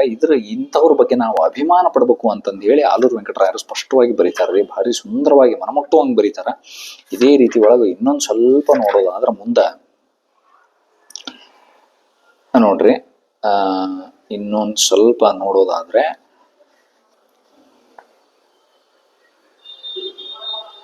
ನೋಡ್ರಿ, ಈ ಪುಟದೊಳಗೆ ಹೇಳ್ತಾರ್ರಿ ಆಲೂರು ವೆಂಕಟರಾಯರು, ಈ ನಿಮ್ಮ ನಿರಭಿಮಾನತೆಯನ್ನು ನಿಮ್ಮ ಪೂರ್ವಜರು ಮೊದಲೇ ಕಂಡು ಹಿಡಿದುದರಿಂದಲೋ ಏನೋ ಅವರು ತಮ್ಮ ವೈಭವದ ಕುರುಹುಗಳಾಗಿ ಶಾಶ್ವತವಾಗಿ ಶಿಲಾಲಿಪಿ, ಕಟ್ಟಡ ಮುಂತಾದವುಗಳನ್ನು ಬಿಟ್ಟು ಹೋಗಿದ್ದಾರೆ. 1,000ದಿಂದ 1,500 ವರ್ಷಗಳವರೆಗೆ ಆಳಿದ ಕರ್ನಾಟಕದಂಥ ವೈಭವಶಾಲಿಯಾದ ರಾಷ್ಟ್ರವೆಂದರೇನು? ಹಿಂದೂಸ್ಥಾನದ ದೊಡ್ಡ ದೊಡ್ಡ ಇತಿಹಾಸ ಗ್ರಂಥಗಳಲ್ಲಿ ಕೂಡ ಅದರ ಚರಿತ್ರೆಯ ಪಾಲಿಗೆ 18 ಪುಟಗಳೇ ಬರುವುದೆಂದರೇನು? ಕನ್ನಡಿಗರೇ, ಇದು ಅಪಮಾನಕರವಲ್ಲವೇ? ಈ ಕುಂದಕವನ್ನು ಹೋಗಲಾಡಿಸುವುದು ನಿಮ್ಮ ಕರ್ತವ್ಯವಲ್ಲವೇ? ನಾವು ಕನ್ನಡಿಗರು ನಿರಭಿಮಾನಿಗಳಂತ ಬಹುಶಃ ಮೊದಲೇ ಆ ರಾಜರಿಗೆಲ್ಲ ಗೊತ್ತಿತ್ತೋ ಏನೋ. ಹಂಗಾಗಿ ಅದರ ಕುರುಹು, ಅದರ ಗುರುತಾಗಿ, ಅವರ ವೈಭವದ ಗುರುತಾಗಿ, ಶೌರ್ಯದ ಗುರುತಾಗಿ, ಪ್ರತೀಕವಾಗಿ ಬೇಕಾದಷ್ಟು ಶಿಲಾಲಿಪಿಗಳು, ಕಟ್ಟಡಗಳು ಇವನ್ನೆಲ್ಲ ಬಿಟ್ಟು ಹೋಗ್ಯಾರ. 1000ದಿಂದ 1500 ವರ್ಷಗಳವರೆಗೆ ವೈಭವದಿಂದ ಆಳಿದಂತಹ ಕರ್ನಾಟಕ ರಾಷ್ಟ್ರ ಅಂದ್ರೆ ಏನು ಸುಮ್ಮನೆ ಅಂತ ತಿಳ್ಕೊಂಡಿರ ನೀವು? ಬೇಕಾದಷ್ಟದ ಇದ್ರೊಳಗ ತಿಳ್ಕೊಳ್ರಿ ಅಂತಂದು ಹೇಳಿ ಆಲೂರು ವೆಂಕಟರಾಯರು ಹೇಳ್ತಾರ್ರಿ. ಇದೇ ರೀತಿಯಾಗಿ ಇನ್ನೊಂದು ಸ್ವಲ್ಪ ಮುಂದೆ ಹೋಗೋಣ. ನೋಡ್ರಿ, ಕರ್ನಾಟಕ ಅಂದ್ರೆ ಬೇರೆ ಬೇರೆ ಅರಸರೆಲ್ಲ ಆಳ್ವಿಗೆ ಮೊದಲು ಸಾಮಂತ ರಾಜರಿದ್ರು. ಗಂಗರಾಗಿರ್ಬೋದು, ಕದಂಬರಾಗಿರ್ಬೋದು, ಅವರೆಲ್ಲ ಸಾಮಂತ ರಾಜರು. ಆದ್ರೆ ಪ್ರಪ್ರಥಮವಾಗಿ ಇಡೀ ಕರ್ನಾಟಕವನ್ನ ಸಾರ್ವಭೌಮರಾಗಿ ಆಳಿದವರು ಯಾರು ಅಂತಂದ್ರೆ ಬಾದಾಮಿಯ ಚಾಲುಕ್ಯರು. ಈ ಚಾಲುಕ್ಯರೇ ಇಡೀ ಕರ್ನಾಟಕಕ್ಕೆ ಸಾರ್ವಭೌಮರಾಗಿ ಮೊದಲು ಆಳಿದ ಅರಸರು. ಹೌದ್ರಿ. ಈ ವಂಶದ 9 ಜನ ಅರಸರು ಬಾದಾಮಿಯಲ್ಲಿ ಬಹು ವೈಭವದಿಂದ ಸುಮಾರು 200 ವರ್ಷಗಳವರೆಗೆ ಆಳಿದರು. ಹೌದ್ರಿ, ಹಿಂಗೆ ಹೇಳ್ತಾರ. ಆಮೇಲೆ ನೆಕ್ಸ್ಟ್ ಇವ್ರ ಬಗ್ಗೆ ತಿಳ್ಕೊಬೇಕಾದ್ರ, ಬಾದಾಮಿಯ ಚಾಲುಕ್ಯರ ಬಗ್ಗೆ ಹೇಳ್ಬೇಕಾದ್ರೆ ಇಮ್ಮಡಿ ಪುಲಿಕೇಶಿಯ ಬಗ್ಗೆ ನಾವು ಹೇಳಲೇಬೇಕ್ರಿ, ತಿಳ್ಕೊಳ್ಳೇಬೇಕು. ನೋಡ್ರಿ, ಇಲ್ಲಿ ಇಮ್ಮಡಿ ಪುಲಿಕೇಶಿಯ ಬಗ್ಗೆ ಆಲೂರು ವೆಂಕಟರಾಯರು ಹೇಳ್ತಾರ. ಆದರೆ ಈ ಪುಲಿಕೇಶಿಯು ಮಾಡಿದ ಎಲ್ಲಕ್ಕೂ ಮಹತ್ವದ ಕಾರ್ಯವೇ ಎಂದರೆ ಉತ್ತರ ಹಿಂದೂಸ್ಥಾನಕ್ಕೆಲ್ಲ ಸಾರ್ವಭೌಮ ಚಕ್ರವರ್ತಿಯಾಗಿದ್ದ ಕನೋಜದ ಅರಸನಾದ ಹರ್ಷವರ್ಧನನನ್ನು ನರ್ಮದೆಯ ದಂಡೆಯ ಮೇಲೆ ಸಂಪೂರ್ಣವಾಗಿ ಸೋಲಿಸುತ್ತದೆ. ಆಗ ಅವನು ಪರಮೇಶ್ವರನೆಂಬ ಬಿರುದನ್ನು ಧರಿಸಿ ಅಶ್ವಮೇಧ ಯಾಗವನ್ನು ಮಾಡಿದನು. ಹರ್ಷವರ್ಧನನು ಇವನ ಮೇಲೆ ದಂಡೆತ್ತಿ ಬಂದಾಗ ಇವನ ಸೈನ್ಯದಲ್ಲಿ ಬರೀ ಆನೆಗಳೇ 60,000ದಷ್ಟಿದ್ದವು ಎಂದ ಮೇಲೆ ಅವನ ಕುದುರೆ ಕಾಲಾಳುಗಳ ಸೈನ್ಯವು ಎಷ್ಟಿತ್ತೆಂಬುದನ್ನು ನೀವೇ ಊಹಿಸಿರಿ. ಹರ್ಷವರ್ಧನನನ್ನ ಇಮ್ಮಡಿ ಪುಲಿಕೇಶಿ ಸೋಲಿಸ್ತಾನೆ. ಸೋಲಿಸಿದಾಗ ಹರ್ಷವರ್ಧನ ಇಲ್ಲಿ ದಂಡೆತ್ತಿ ಬಂದಾಗ ಇಮ್ಮಡಿ ಪುಲಿಕೇಶಿಯ ಮೇಲೆ, ಇಮ್ಮಡಿ ಪುಲಿಕೇಶಿಯ ಸೈನ್ಯದಲ್ಲಿ ಬರೀ ಆನೆಗಳೇ 60,000 ಇದ್ವು ಅಂತ್ರಿ. ಈ ಸಾಲನ್ನು ನಾನು ಎಷ್ಟು ಸಲ ಓದಿನೋ ಅಷ್ಟು ಸಲ ಓದ್ದಾಗೆಲ್ಲ ನನಗೆ ಅನ್ಸಿದ್ದೆ, 60,000 ಆನೆಗಳನ್ನ ಊಹೆ ಮಾಡ್ಕೊಳಿಕ್ಕೂ ಸಾಧ್ಯ ಇಲ್ಲ. 60,000 ಆನೆಗಳನ್ನ ಎಲ್ಲಿ ನಿಲ್ಲಿಸ್ತಿದ್ರು, ಹೆಂಗ ಸಾಕ್ತಿದ್ರು ನೋಡ್ರಿ. ಒಂದ್ ಆನೆ ಸಾಕೋದ ಬಹಳ ತ್ರಾಸ ಅದ್ರಿ. 60,000 ಆನೆಗಳನ್ನ ಸಾಕಬೇಕು ಅಂತಂದ್ರ ಆ ರಾಜ್ಯ ಎಷ್ಟು ಸುಭಿಕ್ಷವಾಗಿರ್ಬೇಕು, ಆ ರಾಜ್ಯದೊಳಗೆ ಎಷ್ಟು ಸಂಪನ್ಮೂಲಗಳಿರ್ಬೇಕು ಅಂತಂದು ಹೇಳಿ ನಾವು ತಿಳ್ಕೊಬೇಕ್ರಿ. ಯಾಕಂದ್ರೆ 60,000 ಆನೆಗಳನ್ನ ಸಾಕೋದು ಅಷ್ಟು ಸುಲಭ ಅಲ್ಲ. ಆಮೇಲೆ 60,000 ಆನೆಗಳ ಸಮೇತ ಯುದ್ಧ ಅಂತಂದ್ರೆ ಆ ಜಾಗ ಎಷ್ಟು ವಿಶಾಲವಾಗಿರ್ಬೇಕು ನೀವು ವಿಚಾರ ಮಾಡ್ರಿ. ಬರೀ ಆನೆಗಳೇ 60,000 ಅಂತಂದ್ರೆ ಇನ್ನು ಕಾಲಾಳುಗಳು, ಕುದುರೆಗಳು, ಅದರ ಸಂಖ್ಯೆ ಎಷ್ಟಿರ್ಬೋದು ಅನ್ನೋದನ್ನ ನೀವೇ ಊಹೆ ಮಾಡ್ಕೊಳ್ರಿ ಅಂತ ಆಲೂರು ವೆಂಕಟರಾಯರ ನಮಗೆ ಬಿಡ್ತಾರೆ. ಏನ್ ಅದ್ಭುತ ರೀ. 60,000 ಆನೆಗಳನ್ನ ನನಗೆ ಇನ್ನೂ ಊಹೆ ಮಾಡ್ಕೊಳಕ್ ಸಾಧ್ಯ ಇಲ್ಲ. 6 ಆನೆಗಳನ್ನು ಊಹೆ ಮಾಡ್ಕೊಳ್ಳೋದ ತ್ರಾಸದ್ರಿ. ಆ 6 ಆನೆಗಳನ್ನ ಹೆಂಗ ಸಾಕ್ತಿರ್ಬೇಕು, ಎಷ್ಟು ವಿಶಾಲವಾದಂತಹ ಜಾಗ ಇದ್ದಿರ್ಬಹುದು 6 ಆನೆಗಳನ್ನ ಸಾಕ್ಲಿಕ್ಕಂತ. ಇನ್ನು 60,000 ಆನೆಗಳು ಅವರ ಸೈನ್ಯದೊಳಗೆ ಇದ್ವು ಅಂತಂದ್ರ ಎಂಥ ವೈಭವ ಇತ್ತು ಇಮ್ಮಡಿ ಪುಲಿಕೇಶಿದಂತಂದೇಳಿ ವಿಚಾರ ಮಾಡ್ಬೇಕ್ರಿ ನಿಜವಾಗ್ಲು ನಾವು. ಇನ್ನ ಬಾದಾಮಿ ಚಾಲುಕ್ಯರಿಂದ ನಾವು ರಾಷ್ಟ್ರಕೂಟರ ಕಡೆಗೆ ಬರೋಣ್ರಿ. ಬಾದಾಮಿ ಚಾಲುಕ್ಯರ ಆದ್ಮೇಲೆ ರಾಷ್ಟ್ರಕೂಟರ ಆಳ್ತಾರ. ರಾಷ್ಟ್ರಕೂಟರ ವಿಷಯದೊಳಗೂ ಕೂಡ ನೋಡ್ರಿ, ಬಾದಾಮಿಯ ಚಾಲುಕ್ಯರು ಆಳಿ ಮುಗಿಸಿದ ಮೇಲೆ, ಅಂದ್ರೆ ಈ ಬಗೆಯಾಗಿ ಚಾಲುಕ್ಯರು ಬಿತ್ತಿದ ಕರ್ನಾಟಕ ಸಾರ್ವಭೌಮತ್ವದ ಬೀಜವನ್ನು ರಾಷ್ಟ್ರಕೂಟರು ವೃಕ್ಷವಾಗಿ ಬೆಳೆಸಿದ್ರು. ಚಾಲುಕ್ಯರು ಹೋಗಿ ರಾಷ್ಟ್ರಕೂಟರು ಬಂದರೂ ಕರ್ನಾಟಕ ವೈಭವವು ಕನ್ನಡಿಗರ ಕೈ ಬಿಟ್ಟು ಹೋಗಲಿಲ್ಲ. ಏಕೆಂದರೆ ರಾಷ್ಟ್ರಕೂಟರು ಕೂಡ ಕನ್ನಡಿಗರೇ. ಹೌದ್ರಿ. ಆಮೇಲೆ ರಾಷ್ಟ್ರಕೂಟರು ಆದ್ಮೇಲೆ ಬಂದವರು ಕಲ್ಯಾಣದ ಚಾಲುಕ್ಯರು, ಅವ್ರು ಬರ್ತಾರೆ. ಆಮೇಲೆ ಅದಾದ ಮೇಲೆ ಬಂದವರು ಕಲಚೂರಿ, ಯಾದವ ಮುಂತಾದವರು. ಅಂದ್ರೆ ಈ ಸ್ಟೆಪ್ ಬೈ ಸ್ಟೆಪ್ ಇತಿಹಾಸವನ್ನ ಬರಿತಾ ಹೋಗ್ತಾರ್ರಿ ಯಾರು, ಆಲೂರು ವೆಂಕಟರಾಯರು. ಅದ್ರೊಳಗ ಆಮೇಲೆ ಮುಂದೆ ಬರೋದು ವಿಜಯನಗರದ ಅರಸರು. ಕರ್ನಾಟಕದ ಕೊನೆಯ ರಾಜಮನೆತನ ಯಾವುದು ಅಂತಂದ್ರೆ ವಿಜಯನಗರ ಸಾಮ್ರಾಜ್ಯ. ನೋಡ್ರಿ, ಬಾದಾಮಿಯ ಚಾಲುಕ್ಯರನ್ನು ಕರ್ನಾಟಕ ಸಿಂಹಾಸನ ಸ್ಥಾಪನಾಚಾರ್ಯರೆಂದು ಕರೆಯಬಹುದು. ಏಕೆಂದರೆ ಚಾಲುಕ್ಯರಿಗಿಂತ ಮೊದಲು ಕದಂಬ, ಗಂಗಾ, ಬೇರೆ ಬೇರೆ ರಾಜಮನೆತನಗಳೆಲ್ಲ ಕರ್ನಾಟಕದಲ್ಲಿ ಆಳಿ ಹೋಗಿದ್ರೂ ಕೂಡ ಇಡೀ ಕರ್ನಾಟಕವು ಒಬ್ಬನೇ ಅರಸನ ಏಕ ಛತ್ರಾಧಿಪತ್ಯಕ್ಕೆ ಬಾದಾಮಿಯ ಚಾಲುಕ್ಯರ ಕಾಲದಲ್ಲೇ ಒಳಪಟ್ಟಿತು.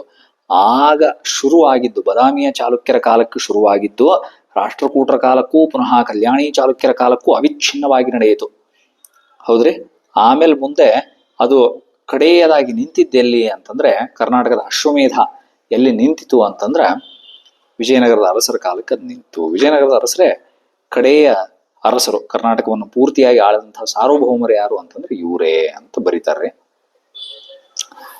ಇನ್ನ ವಿಜಯನಗರದ ಅರಸರ ಬಗ್ಗೆ ಅಂತೂ ಹಂಪಿ ನೋಡಿದ್ರೆ ಗೊತ್ತಾಗ್ತದ್ರಿ. ವಿಜಯನಗರದ ವೈಭವ ಎಂಥದ್ದು, ಹೆಂಗಿದ್ರು ವಿಜಯನಗರದ ಅರಸರು ಅಂತಂದ ಹೇಳಿ ಏನು ನಾವು ಹೇಳೋದು ಬೇಕಾಗೇ ಇಲ್ಲ. ಯಾಕಂದ್ರೆ ಅಲ್ಲಿ ಹೋದ್ರೆ ನಮ್ಗೆ ಗೊತ್ತಾಗ್ತದ, ಹಂಪಿಯ ವೈಭವ ನೋಡಿದ್ರೆ ಗೊತ್ತಾಗ್ತದ. ಹಂಪಿನ ದಯವಿಟ್ಟು ಯಾರ್ಯಾರು ನೋಡಿಲ್ಲ, ದಯವಿಟ್ಟು ಎಲ್ಲರೂ ಒಂದ್ಸಲ ಹಂಪಿಗೆ ಹೋಗಿ ಬರ್ರಿ, ಹಂಪಿ ನೋಡ್ರಿ. ವೈಭವ, ವಿಜಯನಗರದ ಅರಸರ ವೈಭವ, ವಿಜಯನಗರದ ಅರಸರು ಅಂದ್ರೆ ನಮ್ಮ ಪೂರ್ವಜರು ಹೆಂಗಿದ್ರು ಅಂತಂದು ಹೇಳಿ ಅದರಿಂದ ನೀವು ಸ್ಫೂರ್ತಿ ಪಡ್ಕೊಳ್ರಿ. ನಮ್ಮ ಭಾಷೆಯ ವೈಭವ ಎಂಥದ್ದು, ನಮ್ಮ ಅರಸರ ವೈಭವ ಎಂಥದ್ದು, ನಮ್ಮ ಪೂರ್ವಜರು ಯಾರು ಅಂತಂದ್ರೆ ನಮ್ಮನ್ನ ಆಳದವರೆಲ್ಲ ನಮ್ಮ ಪೂರ್ವಜರೇ ರೀ. ನಮ್ಮ ಪೂರ್ವಜರು ಅಂದ ತಕ್ಷಣ ನಾವು ಅಜ್ಜ ಮುತ್ತಜ್ಜ ಅಪ್ಪ ಇವರೆಲ್ಲ ಅಂತೀವಿ. ಇದೆಲ್ಲ ಸರಿ, ತಪ್ಪಲ್ಲ, ಇದೆಲ್ಲ ಸರಿ, ಹೌದು, ಅವರು ನಮ್ಮ ಪೂರ್ವಜರೇ. ಅದಕ್ಕೂ ಮೀರಿ ನಮ್ಮ ಪೂರ್ವಜರು ಅಂತ ನಾವು ಯಾರ್ಯಾರನ್ನ ಕರ್ಕೋಬೇಕಂತಂದ್ರ, ನಾವು ಯಾವ ಪ್ರಾಂತ್ಯದೊಳಗಿದ್ದೀವಿ ಕರ್ನಾಟಕದೊಳಗ, ನಮ್ಮ ಹಿಂದೆ ಆಗಿ ಹೋದಂತಹ ಜ್ಞಾನಿಗಳು, ಅರಸರು, ಯಾರ್ಯಾರು ನಮ್ಮ ಜೀವನವನ್ನ ಇನ್ನೂ ಚಲೋತ್ನಾಗಿ ಮಾಡ್ಲಿಕ್ಕೆ ಯಾರ್ಯಾರು ಕಷ್ಟಪಟ್ರಲ್ರಿ, ಅವರೆಲ್ಲರೂ ನಮ್ಮ ಪೂರ್ವಜರೇ. ಅವರೆಲ್ಲ ನಮ್ಮ ಕುಟುಂಬದವರೇ ಆಗಿರ್ಬೇಕಂತ ಅಂತೇನಿಲ್ಲ. ಪೂರ್ವಜರು ಅಂದಾಕ್ಷಣ ಇವರೆಲ್ಲರೂ ನಮ್ಮ ಪೂರ್ವಜರೇ. ಅದೇ ರೀತಿಯಾಗಿ ಮನಸ್ಸನ್ನು ಇನ್ನೂ ವಿಸ್ತಾರ ಮಾಡಿದ್ರ ಕರ್ನಾಟಕದಿಂದ ಭಾರತಕ್ಕೆ ಹೋದ್ರೆ, ಯಾಕಂದ್ರೆ ನಾವೆಲ್ಲ ಮೊದಲು ಭಾರತೀಯರು, ಭಾರತಕ್ಕೆ ವಿಸ್ತಾರ ಮಾಡಿದ್ರ ಭಾರತ ದೇಶದೊಳಗ ಇವತ್ತು ನಾವು ಸ್ವಾತಂತ್ರ್ಯ ಸಿಗ್ಲಿಕ್ಕೆ ಯಾರ್ಯಾರು ಹೋರಾಡ್ಯಾರ, ಆಮೇಲೆ ನಮ್ಮ ಸಾಹಿತ್ಯವನ್ನ, ಸಂಸ್ಕೃತಿಯನ್ನ, ಆಮೇಲೆ ನಮ್ಮ ದೇಶವನ್ನ ಸಮೃದ್ಧಗೊಳಿಸ್ಲಿಕ್ಕೆ, ಶ್ರೀಮಂತಗೊಳಿಸ್ಲಿಕ್ಕೆ ಯಾರ್ಯಾರು ಕೊಡುಗೆ ಕೊಟ್ಟಾರ ಅವರೆಲ್ಲ ನಮ್ಮ ಪೂರ್ವಜರೇ. ಸ್ವಾಮಿ ವಿವೇಕಾನಂದರಂಥವ್ರು. ಆಮೇಲೆ ಈಗ ನೋಡ್ರಿ ಕಡೆಯದಾಗಿ ಬರೀತಾರ ಆಲೂರು ವೆಂಕಟರಾಯರು, ಈ ಮೇರೆಗೆ ಸುಮಾರು 230 ವರ್ಷ ಘನತೆಯಿಂದ ಮೆರೆದ ವೈಭವ ಸಂಪನ್ನ ರಾಜ್ಯವು, ಅಂದ್ರೆ ವಿಜಯನಗರದ ಬಗ್ಗೆ ಬರೀತಾರ, ಆಕಸ್ಮಿಕ ಕಾರಣದಿಂದ ಅರ್ಧ ನಿಮಿಷದಲ್ಲಿ ಮಾಯವಾಯಿತು. ಅಂದಿಗೆ ಕರ್ನಾಟಕದ ವೈಭವಕ್ಕೆ ಕೊನೆಯಾಯಿತು. ಕರ್ನಾಟಕ ದೇವಿಯ ಹಣೆಯ ಕುಂಕುಮವು ಅಳಸಿತು, ಕೊರಳ ಮಂಗಳ ಸೂತ್ರವು ಹೆಚ್ಚಿತು, ಕರ್ನಾಟಕದ ಸಂಪತ್ತಿಯು ಸಮಾಧಿ ಹೊಂದಿತು, ಕರ್ನಾಟಕದ ವಿದ್ಯಾನಿಧಿಯು ಅಡಗಿ ಹೋಯಿತು, ಕರ್ನಾಟಕದ ಪ್ರತಾಪ ಸೂರ್ಯನು ಅಸ್ತನಾದನು. ಸಾರಾಂಶವೆಂದರೆ ಇಂದಿನವರೆಗೆ ಕರ್ನಾಟಕರಾದ ನಾವು ಇತಿಹಾಸದಿಂದ ನಾಮಾವಶೇಷರಾಗಿ ಹೋಗಿರುವೆವು. ಕರ್ನಾಟಕರೇ, ನಾವು ಪೂರ್ವ ವೈಭವವನ್ನು ಪಡೆಯಲು ಪ್ರಯತ್ನಿಸುವ ಕಾಲವು ಇನ್ನೂ ಪ್ರಾಪ್ತವಾಗಿಲ್ಲವೋ ವಿಚಾರ ಮಾಡಿರಿ. ನೋಡ್ರಿ, ಅವರು ಬಳಸುವಂತಹ ಶಬ್ದಗಳನ್ನು ನೋಡ್ರಿ. ನಾವು ಯಾಕೆ ಪುಸ್ತಕ ಓದ್ಬೇಕು, ಯಾಕೆ ಸಾಹಿತ್ಯ ಓದ್ಬೇಕು ಅಥವಾ ಇತಿಹಾಸ ಓದ್ಬೇಕು ಅಂದ್ರೆ ಅವ್ರು ಬಳಸಿರುವಂತಹ ಶಬ್ದಗಳ ಕಡೆ ಗಮನ ಕೊಡ್ರಿ. ಎಷ್ಟು ಅದ್ಭುತವಾಗಿ ಶಬ್ದಗಳನ್ನು ಬಳಸ್ಯಾರ್ರಿ. ಎಂಥ ಎಲ್ಲ ಹೊಸ ಹೊಸ ಶಬ್ದಗಳನ್ನು ನಾವು ಕಲಿಬೇಕು. ಶಬ್ದ ಪ್ರಯೋಗ, ಪದ ಪ್ರಯೋಗ ಹೆಂಗ್ ಮಾಡ್ಬೇಕು ಅಂತ ಕಲಿಬೇಕಂತಂದ್ರೆ ಇಂಥ ಪುಸ್ತಕಗಳನ್ನೆಲ್ಲ ದಯವಿಟ್ಟು ಓದ್ಬೇಕ್ರಿ. ಆಮೇಲೆ ಕರ್ನಾಟಕದ ವೈಭವ ವರ್ಣನೆ. ಈಗ ರಾಜಮನೆತನಗಳನ್ನೆಲ್ಲ ಹೇಳ್ಕೊತ ಬರ್ತಾರ್ರಿ. ಮೊದ್ಲು ಕರ್ನಾಟಕ ಅಂದ್ರೇನು, ಕರ್ನಾಟಕದ ವಿಸ್ತಾರ ಎಷ್ಟಿತ್ತು, ವೈಭವ ಎಂಥದ್ದು, ಆಮೇಲೆ ಕರ್ನಾಟಕ ಮೃತ ರಾಷ್ಟ್ರವೇನು, ಹೌದಾ ಮೃತ ರಾಷ್ಟ್ರ ಮುಗಿದೋತ ಕರ್ನಾಟಕದ ಹಂಗಾರ ಇತಿಹಾಸ ಇನ್ನೇನು ಉಪಯೋಗ ಇಲ್ಲ, ನಾ ಕರ್ನಾಟಕದ ಇತಿಹಾಸ ಓದಿ, ಅಥವಾ ಕರ್ನಾಟಕಕ್ಕೇನು ಇತಿಹಾಸನ ಇರ್ಲಿಲ್ಲೋ, ಈ ಥರದ ವಿಷಯಗಳನ್ನೆಲ್ಲ ಹೇಳಿ ಆಮೇಲೆ ಒಂದೊಂದಾಗಿ ಒಂದೊಂದು ರಾಜಮನೆತನಗಳ ಬಗ್ಗೆ ಬರೀತಾರ್ರಿ ಆಲೂರು ವೆಂಕಟರಾಯರು. ಮೊದಲು ಬದಾಮಿಯ ಚಾಲುಕ್ಯರು, ಆಮೇಲೆ ರಾಷ್ಟ್ರಕೂಟರು, ಆಮೇಲೆ ಕಲ್ಯಾಣಿ ಚಾಲುಕ್ಯರು, ಆಮೇಲೆ ವಿಜಯನಗರದ ಅರಸರು, ಹಿಂಗ ಆಮೇಲೆ ಮತ್ತೆ ನಡುವ ಬೇರೆ ಬೇರೆ ರಾಜಮನೆತನಗಳು ಬರ್ತಾವ. ಅದ್ರ ಬಗ್ಗೆನೂ ಒಂದು ಚಾಪ್ಟರ್ ಅದ, ಅದ್ರ ಬಗ್ಗೆನೂ ಒಂದು ಅಧ್ಯಾಯ ಅದ. ಇದೆಲ್ಲ ಬರೆದು ಮುಗಿಸಿದ್ಮೇಲೆ ವೈಭವ ವರ್ಣನೆ, ಕರ್ನಾಟಕದ ವೈಭವ ಎಂಥದ್ದು ಅಂತಂದೇಳಿ ವರ್ಣನೆ ಮಾಡ್ತಾರ್ರಿ. ಕರ್ನಾಟಕದ ವೈಭವದ ವರ್ಣನೆ ಮಾಡ್ಬೇಕಂದ್ರ ಪಂಪನು ಒಂದು ಆದಿಕವಿ ಪಂಪನ ಪದ್ಯವನ್ನು ಓದ್ಲಾರ್ದಂಗ ಕರ್ನಾಟಕದ ವೈಭವ ಹೆಂಗ್ರಿ ವರ್ಣನೆ ಮಾಡೋದು? ಬನವಾಸಿ ದೇಶ ಅಂದ ತಕ್ಷಣ ಮೊದಲು ನೆನಪಾಗೋದೆ ಪಂಪ. ಇಲ್ಲಿ ನಾನು ಹಳಗನ್ನಡ ಓದಂಗಿಲ್ರಿ. ಆ ಹಳಗನ್ನಡದ ತೆಂಕಣ ಗಾಳಿ ಸೋಂಕಿದಡೆಂ ಅಂತಂದ ಹೇಳಿ ಒಂದು ಪದ್ಯ ಅದಲ್ರಿ ಆದಿಕವಿ ಪಂಪನದು. ಆರಂಕುಸವಿಟ್ಟು ತಿವುದಡೆಂ ನೆನುವುದೆನ್ನ ಮನಂ ಬನವಾಸಿ ದೇಶಮಂ ಅಂತೇನು ಪಂಪ ಬರಿತಾನಲ್ರಿ, ಆ ಪದ್ಯದ ಭಾವಾರ್ಥವನ್ನು ನಾನು ಇಲ್ಲಿ ಓದ್ತೀನಿ. ದಕ್ಷಿಣದ ಮಲಯ ಮಾರುತವು ನನ್ನ ಮೈಗೆ ಸುಳಿದರೂ, ಉತ್ತಮೋತ್ತಮವಾದ ಸ್ತೋತ್ರ ಮಿಶ್ರಿತವಾದ ಸುಭಾಷಿತಗಳನ್ನು ಶ್ರವಣ ಮಾಡಿದರೂ, ಇಂಪಾದ ಗಾಯನವು ಕಿವಿಗೆ ಬಿದ್ದರೂ, ಅದೇ ಆಗ ಅರಳಿದ ಮಲ್ಲಿಗೆಯ ಮೊಗ್ಗೆಗಳನ್ನು ಕಂಡರೂ, ಕಾಂತಾ ಸಮಾಗಮದ ಸಂತೋಷ ಉಂಟಾದರೂ, ವಸಂತೋತ್ಸವವನ್ನು ಅನುಭವಿಸಿದರೂ, ಎಂಥ ಸುಖಗಳನ್ನು ಅನುಭವಿಸುತ್ತಿದ್ದಾಗ್ಯೂ ಯಾರು ಎಷ್ಟೇ ಪ್ರತಿಬಂಧ ಮಾಡಿದರೂ ನನ್ನ ಮನಸ್ಸು ಬನವಾಸಿ ದೇಶವನ್ನು ಸ್ಮರಿಸದೇ ನಿಲ್ಲದು ಅಂತ ಆದಿಕವಿ ಪಂಪ ಹೇಳ್ತಾನ್ರಿ. ಇದ್ರಕ್ಕಿಂತ ಇನ್ನೇನು ಬೇಕ್ರಿ? ಎಂಥೆಂಥ ಕವಿಗಳಾಗಿ ಹೋಗ್ಯಾರ ನಮ್ಮ ದೇಶದೊಳಗ, ಅಂದ್ರೆ ನಮ್ಮ ಕರ್ನಾಟಕ ರಾಜ್ಯದೊಳಗ ಅಥವಾ ಭಾರತ ದೇಶದೊಳಗ ಅಂತಂದೇಳಿ ಇದರಿಂದ ನಾವು ತಿಳ್ಕೊಬೇಕು. ಆಮೇಲೆ ಇನ್ನ ಹುಯೆನ್ ಸಾಂಗ್ ಏನೇನ್ ಬರ್ದಾನ ನೋಡ್ರಿ. ಬದಾಮಿಯ ಚಾಲುಕ್ಯ ವಂಶದ ಪ್ರಖ್ಯಾತ ರಾಜನಾದ 2ನೇ ಪುಲಿಕೇಶಿ ಅಥವಾ ಇಮ್ಮಡಿ ಪುಲಿಕೇಶಿ ಆಳ್ವಿಕೆಯಲ್ಲಿದ್ದಾಗ ಹುಯೆನ್ ಸಾಂಗ್ ಎಂಬ ಚೀನಿ ಪ್ರವಾಸಿ ಬಂದಿದ್ದಂತ್ರಿ. ಆಗ 629ರಿಂದ 645ನೇ ಇಸ್ವಿಯವರೆಗೆ ಹಿಂದೂಸ್ತಾನದೊಳಗೆಲ್ಲ ಹುಯೆನ್ ಸಾಂಗ್ ಚೀನಿ ಪ್ರವಾಸಿಗ. ಅವನು ಇಡೀ ಹಿಂದೂಸ್ತಾನವನ್ನೆಲ್ಲ ಸಂಚಾರ ಮಾಡಿ ಆಮೇಲೆ ಪುಲಿಕೇಶಿಯ ರಾಜ್ಯದ ಪ್ರಜೆಗಳನ್ನ ಕುರಿತು ಏನು ಬರೀತಾನ ಅನ್ನೋದನ್ನ ನಾವೆಲ್ಲ ಬಹುಶಃ ಕಿವಿಗೊಟ್ಟು ಕೇಳಿ ದಿನ ಸ್ಮರಿಸ್ಬೇಕ್ರಿ ಇದನ್ನ. ಈ ಮಹಾರಾಷ್ಟ್ರ ಅಂದ್ರೆ ದೊಡ್ಡ ಮಹಾರಾಷ್ಟ್ರ, ಮಹಾರಾಷ್ಟ್ರ ಅಂದ್ರೆ ಮಹಾರಾಷ್ಟ್ರ ರಾಜ್ಯ ಅಂತ ಅರ್ಥ ಮಾಡ್ಕೊಳ್ಳೋದಲ್ರಿ, ಇಲ್ಲಿ ದೊಡ್ಡ ರಾಜ್ಯ, ದೊಡ್ಡ ರಾಷ್ಟ್ರ. ರಾಜ್ಯದ ಸುತ್ತಳತೆಯು ಸುಮಾರು 6,000 ಲಾಯಿ ಅಂದ್ರೆ 1,700 ಮೈಲಿ. ನೋಡ್ರಿ 1,700 ಮೈಲಿ ಇತ್ತಂತ್ರಿ ಆಗ. ಯಾವುದು ಪುಲಿಕೇಶಿಯ ರಾಜ್ಯ. ರಾಜಧಾನಿಯು ಪಶ್ಚಿಮ ಭಾಗದಲ್ಲಿ ಒಂದು ದೊಡ್ಡ ಹೊಳೆಯ ಸಮೀಪದಲ್ಲಿ ಇರುತ್ತದೆ. ಇದು ಬಾದಾಮಿಯೇ ಎಂದು ಡಾಕ್ಟರ್ ಬರ್ಗೆಸ್ ಅವರು ಅಭಿಪ್ರಾಯಪಟ್ಟಿರುತ್ತಾರೆ. ಮಲಪ್ರಭೆಯೇ ಆ ಹೊಳೆ. ಇದರ ಸುತ್ತಳತೆ ಸುಮಾರು 60 ಲಾಯಿ. ಭೂಮಿಯು ಕಸುವುಳ್ಳದ್ದು, ಫಲವತ್ತಾಗಿದ್ದು ಇದ್ದು ಇದರಲ್ಲಿ ಧಾನ್ಯಗಳು ವಿಪುಲವಾಗಿ ಬೆಳೆಯುತ್ತವೆ. ಹವೆಯು ಉಷ್ಣ, ಜನರು ನಿಷ್ಕಪಟಿಗಳು, ಸಜ್ಜನರೂ ಸತ್ಯವಂತರೂ ಆಗಿರುತ್ತಾರೆ. ಇವರ ನಿಲುವಿಕೆ ಎತ್ತರ, ನಡೆಯಲ್ಲಿ ಛಲವೂ ಅಭಿಮಾನವೂ ಹೆಚ್ಚು. ಮಾಡಿದ ಉಪಕಾರವನ್ನೆಂದಿಗೂ ಮರೆಯಲಾರರು, ಅಪಕಾರ ಮಾಡಿದವರನ್ನು ಮಾತ್ರ ಮೆಟ್ಟದೇ ಬಿಡರು. ಹೌದ್ರಿ, ಅಪಮಾನವನ್ನು ಪರಿಹರಿಸುವುದಕ್ಕಾಗಿ ತಮ್ಮ ಜೀವವನ್ನು ಲೆಕ್ಕಿಸರು. ಸಂಕಟ ಕಾಲದಲ್ಲಿ ಮೊರೆ ಹೊಕ್ಕವರನ್ನು ಸಂರಕ್ಷಿಸುವುದಕ್ಕಾಗಿ ಯತ್ನಿಸುವಾಗ ಇವರು ತಮ್ಮನ್ನು ಕೂಡ ಮರೆತು ಬಿಡುವರು. ನೋಡ್ರಿ, ಹಗೆ ತೀರಿಸುವುದಿದ್ದಾಗ ಇವರು ಮೊದಲು ಆ ಹಗೆಗೆ ಸೂಚನೆಯನ್ನು ಕೊಡಲಿಕ್ಕೆ ಎಂದೂ ಮರೆಯುವುದಿಲ್ಲ. ಸೂಚನೆಯನ್ನು ಕೊಟ್ಟ ಬಳಿಕವೇ ಇಬ್ಬರು ಜಗಳಾಡ್ತಕ್ಕವರು. ಹಿಂಗೆ ಇನ್ನು ಬರಿತಾ ಹೋಗ್ತಾರೆ. ನೋಡ್ರಿ, ಹುಯೆನ್ ಸಾಂಗ್ ಹೆಂಗ ಬರದಾನ, ಕನ್ನಡಿಗರು ಹೆಂಗಿದ್ರು ಅಂತಂದ್ರೆ ನಿಷ್ಕಪಟಿಗಳು, ಸಜ್ಜನರು, ಸತ್ಯವಂತರು, ಮಹಾಪರಾಕ್ರಮಿಗಳು, ಶೌರ್ಯವಂತರು ಆಗಿರುತ್ತಾರೆ. ಸಜ್ಜನರಿಗೆ ಸಜ್ಜನರು. ಇದು ಕಪ್ಪೆ ಅರಭಟ್ಟ ಶಾಸನ ಅಂತ ಒಂದು ಶಾಸನ ಸಿಕ್ಕದ್ರಿ. ಕಪ್ಪೆ ಅರಭಟ್ಟ ಶಾಸನದೊಳಗ ಏನ್ ಹೇಳ್ತಾರ ಕನ್ನಡಿಗರ ಬಗ್ಗೆ ಅಂದ್ರೆ, ಸಾಧುಗೆ ಸಾಧು, ಮಾಧುರ್ಯಂಗೆ ಮಾಧುರ್ಯಂ, ಬಾಧಿಪ್ಪ ಕಲಿಗೆ ಕಲಿಯುಗ, ವಿಪರೀತನ್ ಮಾಧವನೀತನ್ ಪೆರನಲ್ಲ. ನೋಡ್ರಿ, ಸಾಧುಗೆ ಸಾಧು, ಉತ್ತಮವಾಗಿರೋರಿಗೆ ಉತ್ತಮವಾಗಿ ನಡ್ಕೋತಾರ.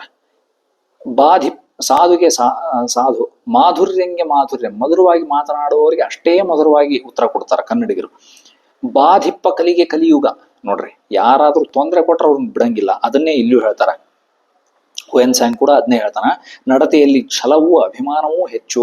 ಮಾಡಿದ ಉಪಕಾರವನ್ನೆಂದಿಗೂ ಮರೆಯಲಾರರು, ಅಪಕಾರ ಮಾಡಿದವರನ್ನು ಮಾತ್ರ ಮೆಟ್ಟದೇ ಬಿಡರು. ಅದನ್ನೇ ಕಪ್ಪೆ ಅರಭಟ್ಟ ಶಾಸನದೊಳಗ ಬಾಧಿಪ್ಪ ಕಲಿಗೆ ಕಲಿಯುಗ ಅಂತ ಹೇಳ್ತಾರೆ. ವಿಪರೀತನ್ ಮಾಧವನೀತನ್ ಪೆರನಲ್ಲ. ಇವನು ಕನ್ನಡಿಗನೇ ಆಗಿರ್ಬೇಕು. ಇವನು ಕನ್ನಡಿಗನಲ್ಲದೆ ಬೇರೆ ಯಾರು ಇರ್ಲಿಕ್ಕೆ ಸಾಧ್ಯವೇ ಇಲ್ಲ ಅಂತ ಕಪ್ಪೆ ಅರಭಟ್ಟ ಶಾಸನದೊಳಗೆ ಕೂಡ ಹೇಳ್ತಾರ್ರಿ. ಹಿಂಗೆ ನೋಡ್ರಿ, ಕನ್ನಡಿಗರ ಬಗ್ಗೆ ಎಂಥ ಅದ್ಭುತವಾದ ವರ್ಣನೆ ಅದ ಅಂತಂದ ಹೇಳಿ ಹುಯೆನ್ ಸಾಂಗ್ನ ವರ್ಣನೆ ನೋಡಿ ನಾವು ಕಲಿಬೇಕ್ರಿ. ಆಮೇಲೆ ನೆಕ್ಸ್ಟ್ ಇನ್ನು ಇದೇ ರೀತಿಯಾಗಿ ಹಿಂಗ ಮುಂದೆ ಓದ್ಕೋತ ಬಂದ್ರ, ಅಬ್ದುಲ್ ರಜಾಕ್ ಅನ್ನುವಂಥ ಒಬ್ಬ ಇರಾನದ ರಾಯಭಾರಿಯು 1442ನೇ ಇಸ್ವಿಯಲ್ಲಿ ಬಂದಿದ್ದಂತ್ರಿ, ಹಿಂದೂಸ್ತಾನಕ್ಕೆ ಬಂದಿದ್ದಂತ ಅಬ್ದುಲ್ ರಜಾಕ್ ಅನ್ನುವಂಥ ಒಬ್ಬ ರಾಯಭಾರಿ. ಆಗ ಅವ ಬಹಳ ಸುಂದರವಾಗಿ ವಿಜಯನಗರ ಸಾಮ್ರಾಜ್ಯದವನ್ನ ವರ್ಣಿಸ್ತಾನ್ರಿ. ನೋಡ್ರಿ, ಆಗ ಹೆಂಗ್ ವರ್ಣಿಸ್ತಾನ, ವಿಜಯನಗರ ಸಾಮ್ರಾಜ್ಯ ಹೆಂಗಿತ್ತು ಅಂತಂದ್ರ, ವಿಜಯನಗರದ ರಾಯನ ಕಾಲದಲ್ಲಿ ನೋಡ್ರಿ, ರಾಯ ಅಂದ್ರೆ ಏನು ಅಂತಂದೇಳಿ ಒಂದು ಫುಟ್ ನೋಟ್ ಕೊಟ್ಟು ಆಲೂರು ವೆಂಕಟರಾಯರು ಬರೀತಾರ. ಆಗ ವಿಜಯನಗರದ ಅರಸರಿಗೆ ರಾಯರೆಂದು ಪ್ರಸಿದ್ಧಿ ಇತ್ತು. ಈಗ ನಾವು ರಾಯರೇ, ರಾಜ, ರಾಯ, ರಾವ ಈ ಅನುಕ್ರಮವಾಗಿ ರೂಪಗಳಲ್ಲಿ ಬದಲಾಗುತ್ತಾ ಬಂದಿರುತ್ತದೆ. ಹೌದ್ರಿ, ರಾಯ ಅಂದ್ರೆ ರಾಜ. ವಿಜಯನಗರದ ರಾಯನ ಕಾಲದಲ್ಲಿ 900 ಬಂದರುಗಳುಂಟು. 900 ಬಂದರು ಅಂತ್ರಿ. ನಾವು ಇದು ಯಾವುದನ್ನು ಊಹೆ ಮಾಡ್ಕೊಳಿಕ್ಕೂ ಸಾಧ್ಯ ಇಲ್ಲ. ಈಗ ಒಂದು ಬಂದ್ರೆ ಎಲ್ಲೋ ಮಂಗಳೂರಿನಾಗೋ ಉಡುಪಿನಾಗೋ ಇಂಥ ಸಮುದ್ರದ ಹತ್ರ ಬಂದರುಗಳು ಇರ್ತಾವಲ್ರಿ, ಪೋರ್ಟ್ ಅಂತ ನಾವೇನ್ ಕರಿತೀವಿ. ಆ ಬಂದರುಗಳನ್ನ ಎಲ್ಲೋ ಒಂದ್ಸಲ ನಾವು ಹೋಗಿ ನೋಡಿ ಬಂದಿರ್ತೀವಿ ಅಷ್ಟೇ. 900 ಬಂದ್ರು ಅಂದ್ರೆ 900 ಬಂದರು ಎಷ್ಟು ವಿಶಾಲವಾಗಿರ್ಬೋದು ಅಂತ ಊಹೆ ಮಾಡ್ಕೊಳಿಕ್ಕೂ ಸಾಧ್ಯ ಇಲ್ಲ. 900 ಬಂದರುಗಳುಂಟು. ಎಡೆಬಿಡದೆ 3 ತಿಂಗಳು ಪ್ರವಾಸ ಮಾಡುವಷ್ಟು ಈ ರಾಜ್ಯ ವಿಸ್ತಾರವಾಗಿದೆ. ನೋಡ್ರಿ, ಈ ರಾಜನ ಹತ್ತಿರ 11 ಲಕ್ಷ ಸೈನ್ಯವಿರುತ್ತದೆ. 11 ಲಕ್ಷ ಸೈನ್ಯ. ಯಾರ್ರಿ? ವಿಜಯನಗರದ ಅರಸರ ಹತ್ರ 11 ಲಕ್ಷ ಸೈನ್ಯ. ಇಂಥ ವೈಭವ ಸಂಪನ್ನವಾದ ಬೇರೆ ಅರಸರನ್ನು ಕಾಣುವುದು ದುರ್ಲಭ. ಈ ವಿಜಯನಗರಕ್ಕೆ ಸರಿಗಟ್ಟುವ ಪಟ್ಟಣವನ್ನು ಕಣ್ಣುಗಳು ನೋಡಿಲ್ಲ, ಕಿವಿಗಳು ಕೇಳಿಲ್ಲ. ಅರಮನೆಯ ಮಗ್ಗಲಿಗೆ ಪಗಡಿಯ ಪಟದಂತೆ ಇದಿರು ಬದುರಾಗಿ 4 ಪೇಟೆಯ ಸಾಲುಗಳಿರುತ್ತವೆ. ಉತ್ತರಕ್ಕೆ ರಾಯನ ಅರಮನೆಯ ಮುಖಮಂಟಪವಿರುತ್ತದೆ. ಅರಮನೆಯ 2 ಮಗ್ಗಲಿಗೂ ಭವ್ಯವೂ ಎತ್ತರವೂ ಆದ ಉಪ್ಪರಿಗೆಯ ಸಾಲುಗಳು ಕಂಗೊಳಿಸುತ್ತವೆ. ಅರಮನೆಯ ಸಭಾಮಂಟಪವು ಇವೆಲ್ಲಕ್ಕೂ ಎತ್ತರವಾಗಿ ಭವ್ಯವಾಗಿರುತ್ತದೆ. ಪೇಟೆಯ ಬೀದಿಗಳು ಅತ್ಯಂತ ವಿಶಾಲವೂ ಉದ್ದವಾದವೂ ಇರುತ್ತವೆ. ಈ ಪಟ್ಟಣದಲ್ಲಿ ಎಲ್ಲಿ ನೋಡಿದರೂ ಗುಲಾಬಿ ಹೂಗಳ ಸುಗ್ಗಿ. ಇಲ್ಲಿಯ ಜನರಿಗೆ ಅವುಗಳ ಮೇಲೆ ಬಲು ಪ್ರೀತಿ. ಊಟವಿಲ್ಲದಿದ್ದರೂ ಅವರಿಗೆ ಸಾಗೀತು, ಆದರೆ ಈ ಹೂಗಳಿಲ್ಲದೆ ಸಾಗುವುದಿಲ್ಲ. ಮುತ್ತು, ರತ್ನ, ಪಚ್ಚೆ, ವಜ್ರಗಳ ವ್ಯಾಪಾರವು ಪ್ರತಿನಿತ್ಯವೂ ನಡೆಯುತ್ತದೆ. ಎಲ್ಲಿ ನೋಡಿದರೂ ಅಂದವಾದ ಕಲ್ಲುಗಳಿಂದ ಕಟ್ಟಲ್ಪಟ್ಟ ನೀರು ಕಾಲುವೆಗಳು ಜುಳು ಹರಿಯುತ್ತವೆ. ಅರಮನೆಯಲ್ಲಿ ಅನೇಕ ನೆಲಮನೆಗಳುಂಟು. ಅವುಗಳಲ್ಲೆಲ್ಲ ನಾಣ್ಯದ ಬೊಕ್ಕಸಗಳು ತುಂಬಿವೆ. ದಿವಾನ್ ಖಾನೆಯ ಎದುರಿಗೆ ಆನೆಯ ಸಾಲುಗಳುಂಟು. ಪ್ರತಿಯೊಂದು ಆನೆಗೆ ನಿಲ್ಲಲಿಕ್ಕೆ ಒಂದು ದೊಡ್ಡ ಕಟ್ಟಡವಿರುತ್ತದೆ. ಟಂಕಸಾಲೆಯ ಮುಂದೆ ಪಟ್ಟಣದ ಮುಖ್ಯಾಧಿಕಾರಸ್ಥನ ಮನೆಯುಂಟು. ಅಲ್ಲಿ 12,000 ಕಾವಲುಗಾರರಿದ್ದಾರೆ. ನೋಡ್ರಿ, ಇನ್ನು ಹಿಂಗೆ ಬರಿತಾ ಹೋಗ್ತಾನ್ರಿ ಅಬ್ದುಲ್ ರಜಾಕ್. ಅಂದ್ರೆ ಏನಿಲ್ರಿ ಇದ್ರೊಳಗ. ಎಲ್ಲ ಅದ. ಶಿಲ್ಪಕಲೆ ಬೇಕಾದದ, ರಾಜ್ಯ ಬೇಕಾದಷ್ಟು ಸಮೃದ್ಧವಾಗಿತ್ತು ಅಂತಂದೇಳಿ ಈ ಪೂರ್ತಿ ಈ ಸಾಲುಗಳನ್ನು ಓದಿದ್ರು ಗೊತ್ತಾಗ್ತದ. ಆಮೇಲೆ ವ್ಯಾಪಾರ ವಹಿವಾಟು ಬೇಕಾ, ಮುತ್ತು, ರತ್ನ, ಪಚ್ಚೆ, ವಜ್ರ, ವೈಡೂರ್ಯ ಎಲ್ಲ ವ್ಯಾಪಾರ ಆಗ್ತಾ ಇರ್ತದ. ಅಂದ್ರೆ ವ್ಯಾಪಾರಿ ಕೇಂದ್ರ ಅದು ಅಂತ ನಮ್ಗೆ ಗೊತ್ತಾಗ್ತದ.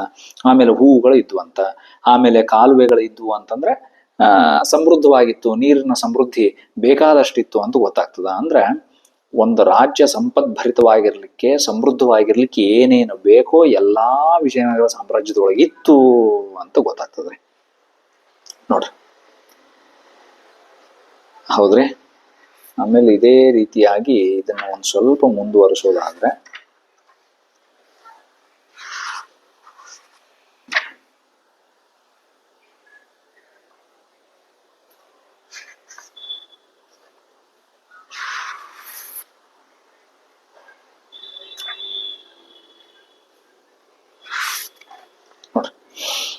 ಇನ್ನ ಕಟ್ಟಡಗಳು, ಕರ್ನಾಟಕದ ಕಟ್ಟಡಗಳು ಹೆಂಗಿದ್ವು ಅಂತಂದು ಹೇಳಿ ನಾವು ತಿಳ್ಕೊಬೇಕಂದ್ರಿ. ಕರ್ನಾಟಕದ ಕಟ್ಟಡಗಳ ಬಗ್ಗೆ ಒಂದು ಬರೀತಾರ್ರಿ ಆಲೂರು ವೆಂಕಟರಾಯರು. ಈ 34 ಗುಡಿಗಳಲ್ಲಿಯೇ ಕೈಲಾಸ ಗುಡಿಯೇ ಅತ್ಯಂತ ಸುಂದರವಾದದ್ದು ಭವ್ಯವಾದದ್ದು ಆಗಿದೆ. ಇದನ್ನು ರಾಷ್ಟ್ರಕೂಟರ ಅರಸನಾದ ಕೃಷ್ಣನೆಂಬುವನು ಕೊರೆಸಿದನು. ಬಡೋದಿಯಲ್ಲಿ ಸಿಕ್ಕಿದ ತಾಮ್ರಪಟಗಳಲ್ಲಿ ಈ ಗುಡಿಯ ವರ್ಣನೆಯು ದೊರೆಯುತ್ತದೆ. ಈ ಗುಡಿಯು ಸ್ವಯಂಭೂ ಗುಡಿಯೇ ಸರಿ. ಇದು ಮನುಷ್ಯ ಕಲಾಕೃತಿ ಆಗಿರಲಾರದು. ಮಾನವರಿಗೆ ಇಂತಹ ಅದ್ಭುತ ಗುಡಿಯನ್ನು ಕಟ್ಟುವ ಶಕ್ತಿಯಲ್ಲಿ ಎಂದು ಅಲ್ಲಿ ವರ್ಣನೆಯುಂಟು. ವಿಶ್ವಕರ್ಮನೆಂಬ ಶಿಲ್ಪಿಗನು ಇದನ್ನು ಕೊರೆದನಂತೆ.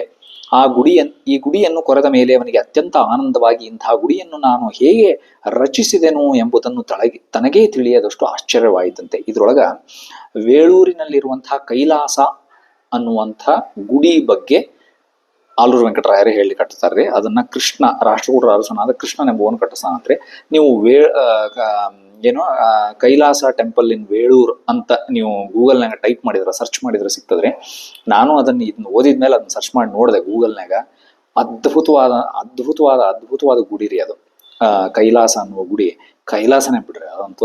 ಅದರ ಶಿಲ್ಪಕಲೆ ನೋಡಿದ್ರೆ ನೀವು ಏನಪ್ಪ, ಯಾರ ಕಟ್ಟಿರ್ಬೋದು, ಇದನ್ನ ಎಷ್ಟು ಜನ ಕಟ್ಟಿರ್ಬೋದು, ಎಷ್ಟು ವರ್ಷಗಳ ಕಾಲ ಇದನ್ನ ಕೆತ್ತನೆ ಮಾಡಿರ್ಬೋದು ಅಂತಂದೇಳಿ. ಆಮೇಲೆ ಸೂಕ್ಷ್ಮ ಕುಸರಿ ಕೆಲಸ ಅದು. ಅದ್ಭುತವಾದಂತಹ ಗುಡಿ. ಅದನ್ನ ಗೂಗಲ್ನಾಗ ನೀವು ಸರ್ಚ್ ಮಾಡಿ ನೋಡ್ರಿ, ಇವನ್ನೆಲ್ಲ ನಿಮ್ಗೆ ಗೊತ್ತಾಗ್ತದ. ಆಮೇಲೆ ಇನ್ನೊಂದು ಇದು ವೇಳೂರಿನಾಗ ಇರೋದ್ರಿ. ಇನ್ನೊಂದು ಗುಡಿ ಬಗ್ಗೆ ನಾನು ಇಲ್ಲಿ ಪ್ರಸ್ತಾಪ ಮಾಡ್ಲಿಕ್ಕೆ ಹೊಂಟೀನಿ. ಆ ಗುಡಿ ಅಂತೂ ಕೊಪ್ಪಳ ಜಿಲ್ಲೆಯ ಇಟಗಿ ಮಹಾದೇವ ಗುಡಿ ಬಗ್ಗೆ ಹೇಳ್ತಾರ್ರಿ ಇಲ್ಲಿ. ಇನ್ನು ಪಶ್ಚಿಮ ಚಾಲುಕ್ಯರ ಅಥವಾ ಕಲ್ಯಾಣಿ ಚಾಲುಕ್ಯರ ಕಾಲಕ್ಕೆ ಕಟ್ಟಲ್ಪಟ್ಟ ಒಂದು ಗುಡಿಯನ್ನು ವರ್ಣಿಸುವೆವು. ಚಾಲುಕ್ಯ ವಿಕ್ರಮನ ಕಾಲಕ್ಕೆ ಇಟಗಿಯಲ್ಲಿ ಮಹಾಪ್ರಧಾನನೂ ದಂಡನಾಯಕನೂ ಕನ್ನಡ ಸಂಧಿ ವಿಗ್ರಹಿಯೂ ಆದ ಮಹಾದೇವನೆಂಬುವನು ಸುಂದರವಾದ ಮಹಾದೇವರ ಗುಡಿಯೊಂದನ್ನು ಕಟ್ಟಿಸಿ ಇಟಗಿಯೊಳಗಿನ 400 ಮಹಾಜನರಿಗೆ ಭೂಮಿಗಳನ್ನು ದಾನವಾಗಿ ಕೊಟ್ಟನು.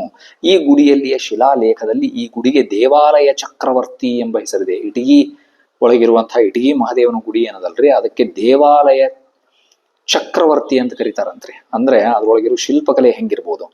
ಆ ಗುಡಿಯ ವಿಷಯದಲ್ಲಿ ಫರ್ಗಿಸನ್ ಅನ್ನು ಹೇಳಿರುವುದೇನೆಂದರೆ, ಏನ್ ಹೇಳ್ಯಾರಂದ್ರೆ ಬರೀತಾರ್ರಿ. ಫರ್ಗಿಸನ್ ಅವರು ಶಿಲ್ಪಶಾಸ್ತ್ರಜ್ಞರು. ಅವ್ರು ಏನ್ ಹೇಳ್ತಾರ, ಇಟಗಿ ಮಹಾದೇವ ದೇವಾಲಯ ಚಕ್ರವರ್ತಿ ಅಂತ ಕರೆಸಿಕೊಳ್ಳುವಂತಹ ಇಟಗಿ ಮಹಾದೇವ ಗುಡಿ ಬಗ್ಗೆ ಏನ್ ಹೇಳ್ತಾರ ಅಂತ ಬರ್ದಾರ್ರಿ ಇಲ್ಲಿ. ಸಂಪೂರ್ಣವಾಗಿಯೂ ಶಿಲ್ಪಶಾಸ್ತ್ರ ದೃಷ್ಟಿಯಿಂದ ಅತ್ಯಂತ ಸುಂದರವಾಗಿಯೂ ಕಟ್ಟಲ್ಪಟ್ಟ ಚಾಲುಕ್ಯ ಪದ್ಧತಿಯ ಗುಡಿಗಳಲ್ಲಿ ಇದನ್ನು ಗಣನೆ ಮಾಡಬೇಕು. ಕೆಲವು ಕಂಬಗಳ, ಛಾವಣಿಗಳ ಮತ್ತು ಬೋದುಗೆಗಳ ಕೆತ್ತಿಗೆಯಂತೂ ಮಿಸ್ಟರ್ ಮೆಡೋಜ್ ಟೇಲರ್ ಇವರು ಹೇಳಿರುವಂತೆ ವರ್ಣಿಸಲಸದಳದಷ್ಟು ಅಪ್ರತಿಮವಾಗಿದೆ. ಬೆಳ್ಳಿ ಬಂಗಾರಗಳಲ್ಲಿಯೂ ಕೂಡ ಇಷ್ಟು ಸುಂದರವಾದ ಕೆತ್ತಿಗೆಯನ್ನು ಕೆತ್ತುವುದು ಅಸಾಧ್ಯ. ಬೆಳ್ಳಿ ಬಂಗಾರದೊಳಗೆ ಸಹಿತ ಇಂಥ ಕೆತ್ತನೆ ಮಾಡ್ಲಿಕ್ಕೆ ಸಾಧ್ಯನೇ ಇಲ್ಲ. ಇಂಥ ಕೆತ್ತನೆಯನ್ನ ಕಲ್ಲಿನಾಗ ಮಾಡ್ಯಾರ ಅಂತಂದ್ರೆ ನೀವು ವಿಚಾರ ಮಾಡ್ರಿ ಹೆಂಗಿರ್ಬೇಕಂತ. ದಯವಿಟ್ಟು ಇಟಗಿ ಮಹಾದೇವ ಗುಡಿಯನ್ನ ಹೋಗಿ ನೋಡ್ರಿ. ಇಟಗಿ ಮಹಾದೇವ ಗುಡಿಗೆ ಹೋದಾಗ ನೀವು ದಯವಿಟ್ಟು ಚಾಲುಕ್ಯರನ್ನ ನೆನಪಿಸ್ಕೊಳ್ರಿ. ನಾವೆಲ್ಲರೂ ಚಾಲುಕ್ಯರನ್ನ ನೆನಪಿಸ್ಕೊಳ್ಳೋಣ, ಇಟಗಿ ಮಹಾದೇವ ಗುಡಿಯನ್ನು ನೋಡೋಣ. ಇನ್ನೂ ಹಿಂಗ ಬೇಕಾದಷ್ಟು ಗುಡಿ ಬಗ್ಗೆ, ಹಳೆಬೀಡಿನ ಹೊಯ್ಸಳೇಶ್ವರ ಕೇದಾರೇಶ್ವರ ಗುಡಿಯ ಬಗ್ಗೆ, ಇನ್ನು ಬೇಕಾದಷ್ಟು ಅಂದ್ರೆ ಕರ್ನಾಟಕದ ಕಟ್ಟಡಗಳ ಬಗ್ಗೆ, ಕರ್ನಾಟಕದ ವಾನ್ಮಯದ ಬಗ್ಗೆ, ಇನ್ನು ಹಿಂಗ ಬೇಕಾದಷ್ಟು ರೆಫರೆನ್ಸಸ್ ಅಥವಾ ಉದಾಹರಣೆಗಳ ಸಮೇತ ಇಲ್ಲಿ ಪ್ರತಿಯೊಂದನ್ನು ಕೊಟ್ಟಾರ್ರಿ ಆಲೂರು ವೆಂಕಟರಾಯರು. ಈ ಪುಸ್ತಕವನ್ನ ಬಹುಶಃ ಕಣ್ಣಿಗೆ ಹೊತ್ಕೊಂಡು ಎಲ್ಲಾ ಕನ್ನಡಿಗರು ಓದಬೇಕು ಅಂತ ನನಗನ್ನಿಸ್ತದ್ರಿ. ಅಂಥ ಅದ್ಭುತವಾದ ಪುಸ್ತಕ ಇದು. ಕರ್ನಾಟಕ ಗತವೈಭವ, ಕನ್ನಡಿಗರ ಇತಿಹಾಸ ಹೆಂಗಿತ್ತು, ಕನ್ನಡಿಗರ ವೈಭವ ಹೆಂಗಿತ್ತು, ಏನೇನೆಲ್ಲ ಕೊಡುಗೆಗಳನ್ನ ನಮ್ಮ ಅರಸರು ಕೊಟ್ಟಾರ, ನಮ್ಮ ಪೂರ್ವಿಕರು ಕೊಟ್ಟಾರ. ನಾನು ಈ ವಿಡಿಯೋದೊಳಗೆ ಮೊದಲೇ ಹೇಳ್ದಂಗೆ ನಮ್ಮ ಪೂರ್ವಿಕರು ಅಂದ್ರೆ ಬರೀ ನಾವು ನಮ್ಮ ಕುಟುಂಬಕ್ಕೆ ಮಾತ್ರ ಸೀಮಿತಗೊಳಿಸ್ಕೊಳ್ಬೇಕಾಗಿಲ್ಲ. ಪೂರ್ವಿಕರು ಅಂತಂದ್ರೆ ನಮ್ಮನ್ನ ಆಳಿದವರು, ನಮ್ಮ ರಾಜಮನೆತನಗಳು, ನಮ್ಮ ಅರಸರು, ನಮ್ಮ ಕವಿಗಳು, ನಮ್ಮ ದಾಸಶ್ರೇಷ್ಠರು, ಪ್ರತಿಯೊಬ್ಬರು ನಮ್ಮ ಪೂರ್ವಿಕರೇ. ಈ ದೇಶದೊಳಗ ನಾವು ಹೆಮ್ಮೆಯಿಂದ ತಲೆ ಎತ್ತಿ ಓಡಾಡು ಹಂಗ ಯಾರ್ಯಾರು ಮಾಡ್ಯಾರಲ್ರಿ ಈ ದೇಶದೊಳಗ ಅಥವಾ ಈ ರಾಜ್ಯದೊಳಗ, ರಾಜ್ಯ ದೇಶ, ಅವರೆಲ್ಲರೂ ನಮ್ಮ ಪೂರ್ವಿಕರೇ, ಅವರೆಲ್ಲರೂ ನಮ್ಮ ಪೂರ್ವಜರೇ. ಅವರೆಲ್ಲರ ಬಗ್ಗೆನೂ ನಾವು ಹೆಮ್ಮೆ ಇಟ್ಕೋಬೇಕು. ಅವರೆಲ್ಲರ ಬಗ್ಗೆನೂ ತಿಳ್ಕೊಂಡು ನಾವು ಅವರೆಲ್ಲರ ಬಗ್ಗೆ ತಿಳ್ಕೊಂಡು ಅವರ ಪಾಠಗಳನ್ನ, ಅವ್ರು ಹೇಳಿಕೊಟ್ಟಿದ್ದನ್ನ ನಮ್ಮ ಜೀವನದೊಳಗೆ ಅಳವಡಿಸ್ಕೊಂಡು ಇನ್ನೂ ನಮ್ಮ ಜೀವನವನ್ನು ಚಲೋ ಮಾಡ್ಕೊಳ್ಳಿಕ್ಕೆ ಪ್ರಯತ್ನ ಮಾಡೋಣ್ರಿ. ನನಗೆ ಗೊತ್ತು ಈ ವಿಡಿಯೋ ಬಹಳ ಉದ್ದಾಗ್ಯದ ಅಂತ, 42 ನಿಮಿಷ ಆತ್ರಿ ಈಗಾಗಲೇ ಟೈಮರ್. ಆದ್ರ ಈ ವಿಡಿಯೋನ ಬಹಳ ಸಣ್ಣದಾಗಿ ಹೇಳಲಿಕ್ಕೆ ಸಾಧ್ಯನೇ ಇಲ್ಲ, ಯಾಕಂದ್ರೆ ಅಷ್ಟು ವಿಷಯ ಅದ ಈ ಪುಸ್ತಕದೊಳಗೆ. ಇನ್ನೂ ಎಷ್ಟು ಹೇಳಿದ್ರು ಸಹಿತ ಈ ಪುಸ್ತಕದ ಬಗ್ಗೆ ನಾನು ಎಷ್ಟು ಬೇಕಾದಷ್ಟು ಹೇಳ್ಕೊತಾನೆ ಇರ್ಬೋದ್ರಿ. ಎಲ್ಲ ಕನ್ನಡಿಗರ ಮನೆ ಒಳಗೂ ಇರಲೇಬೇಕಾದಂತಹ ಪುಸ್ತಕ ಕರ್ನಾಟಕ ಗತವೈಭವ. ದಯವಿಟ್ಟು ಇದನ್ನು ಓದ್ರಿ. ಆಮೇಲೆ ಅದೇ ರೀತಿಯಾಗಿ ಇನ್ನೂ ಇತಿಹಾಸದ ಬಗ್ಗೆ ನಿಮಗೆ ಇನ್ನೂ ಹೆಚ್ಚೆಚ್ಚಿಗೆ ತಿಳ್ಕೊಬೇಕಂತಂದ್ರೆ ನಮಗೆಲ್ಲ ಗೊತ್ತದ ಯಾರ ಚಾನಲ್ ನೋಡ್ಬೇಕಂತಂತ ಹೇಳಿ. ಧರ್ಮೇಂದ್ರ ಕುಮಾರ್ ಆರೇನಹಳ್ಳಿ ಅವರ ಮೈಸೂರಿನ ಕಥೆಗಳು ಈ ಯೂಟ್ಯೂಬ್ ಚಾನಲ್ ನೋಡಿದ್ರಿ ಅಂತಂದ್ರೆ ನಿಮಗೆ ಖಂಡಿತವಾಗ್ಲೂ ಕರ್ನಾಟಕದ ಇತಿಹಾಸ ಎಷ್ಟು ವೈಭವವಾಗಿತ್ತು, ಕನ್ನಡ ಎಷ್ಟು ಸುಂದರವಾದ ಭಾಷೆ ಅಂತೆಲ್ಲ ನೀವು ತಿಳ್ಕೊಬೇಕು. ಇನ್ನೂ ಹೆಚ್ಚೆಚ್ಚಿಗೆ ತಿಳ್ಕೊಬೇಕಂತಂದ್ರೆ ಸರ್ ಯೂಟ್ಯೂಬ್ ಚಾನಲ್ ನೋಡ್ರಿ. ದಯವಿಟ್ಟು ಈ ಪುಸ್ತಕ ಓದ್ರಿ. ಎಲ್ಲರ ಮನೆಯೊಳಗೂ ಇರಬೇಕಾದಂತಹ ಪುಸ್ತಕ. ಕನ್ನಡದ ಕುಲಪುರೋಹಿತ ಆಲೂರು ವೆಂಕಟರಾಯರಿಗೆ ಶ್ರದ್ಧಾಪೂರ್ವಕ ನಮಸ್ಕಾರಗಳನ್ನ ತಿಳಿಸಿ ಈ ವಿಡಿಯೋವನ್ನ ಮುಕ್ತಾಯ ಮಾಡ್ಲಿಕ್ಕತ್ತೀನ್ರಿ. ಈ ಪುಸ್ತಕವನ್ನ ಓದಿ, ಈ ಪುಸ್ತಕದ ಬಗ್ಗೆ ಏನೇ ಅಭಿಪ್ರಾಯಗಳಿದ್ದಲ್ಲಿ ನಿಮ್ಮ ಕಮೆಂಟ್ಸ್ ಬಾಕ್ಸ್ನ ದಯವಿಟ್ಟು ತಿಳಿಸ್ರಿ ಅಂತ ಪ್ರಾರ್ಥನೆ ಮಾಡ್ತೀನಿ. ನಮಸ್ಕಾರ, ಧನ್ಯವಾದ.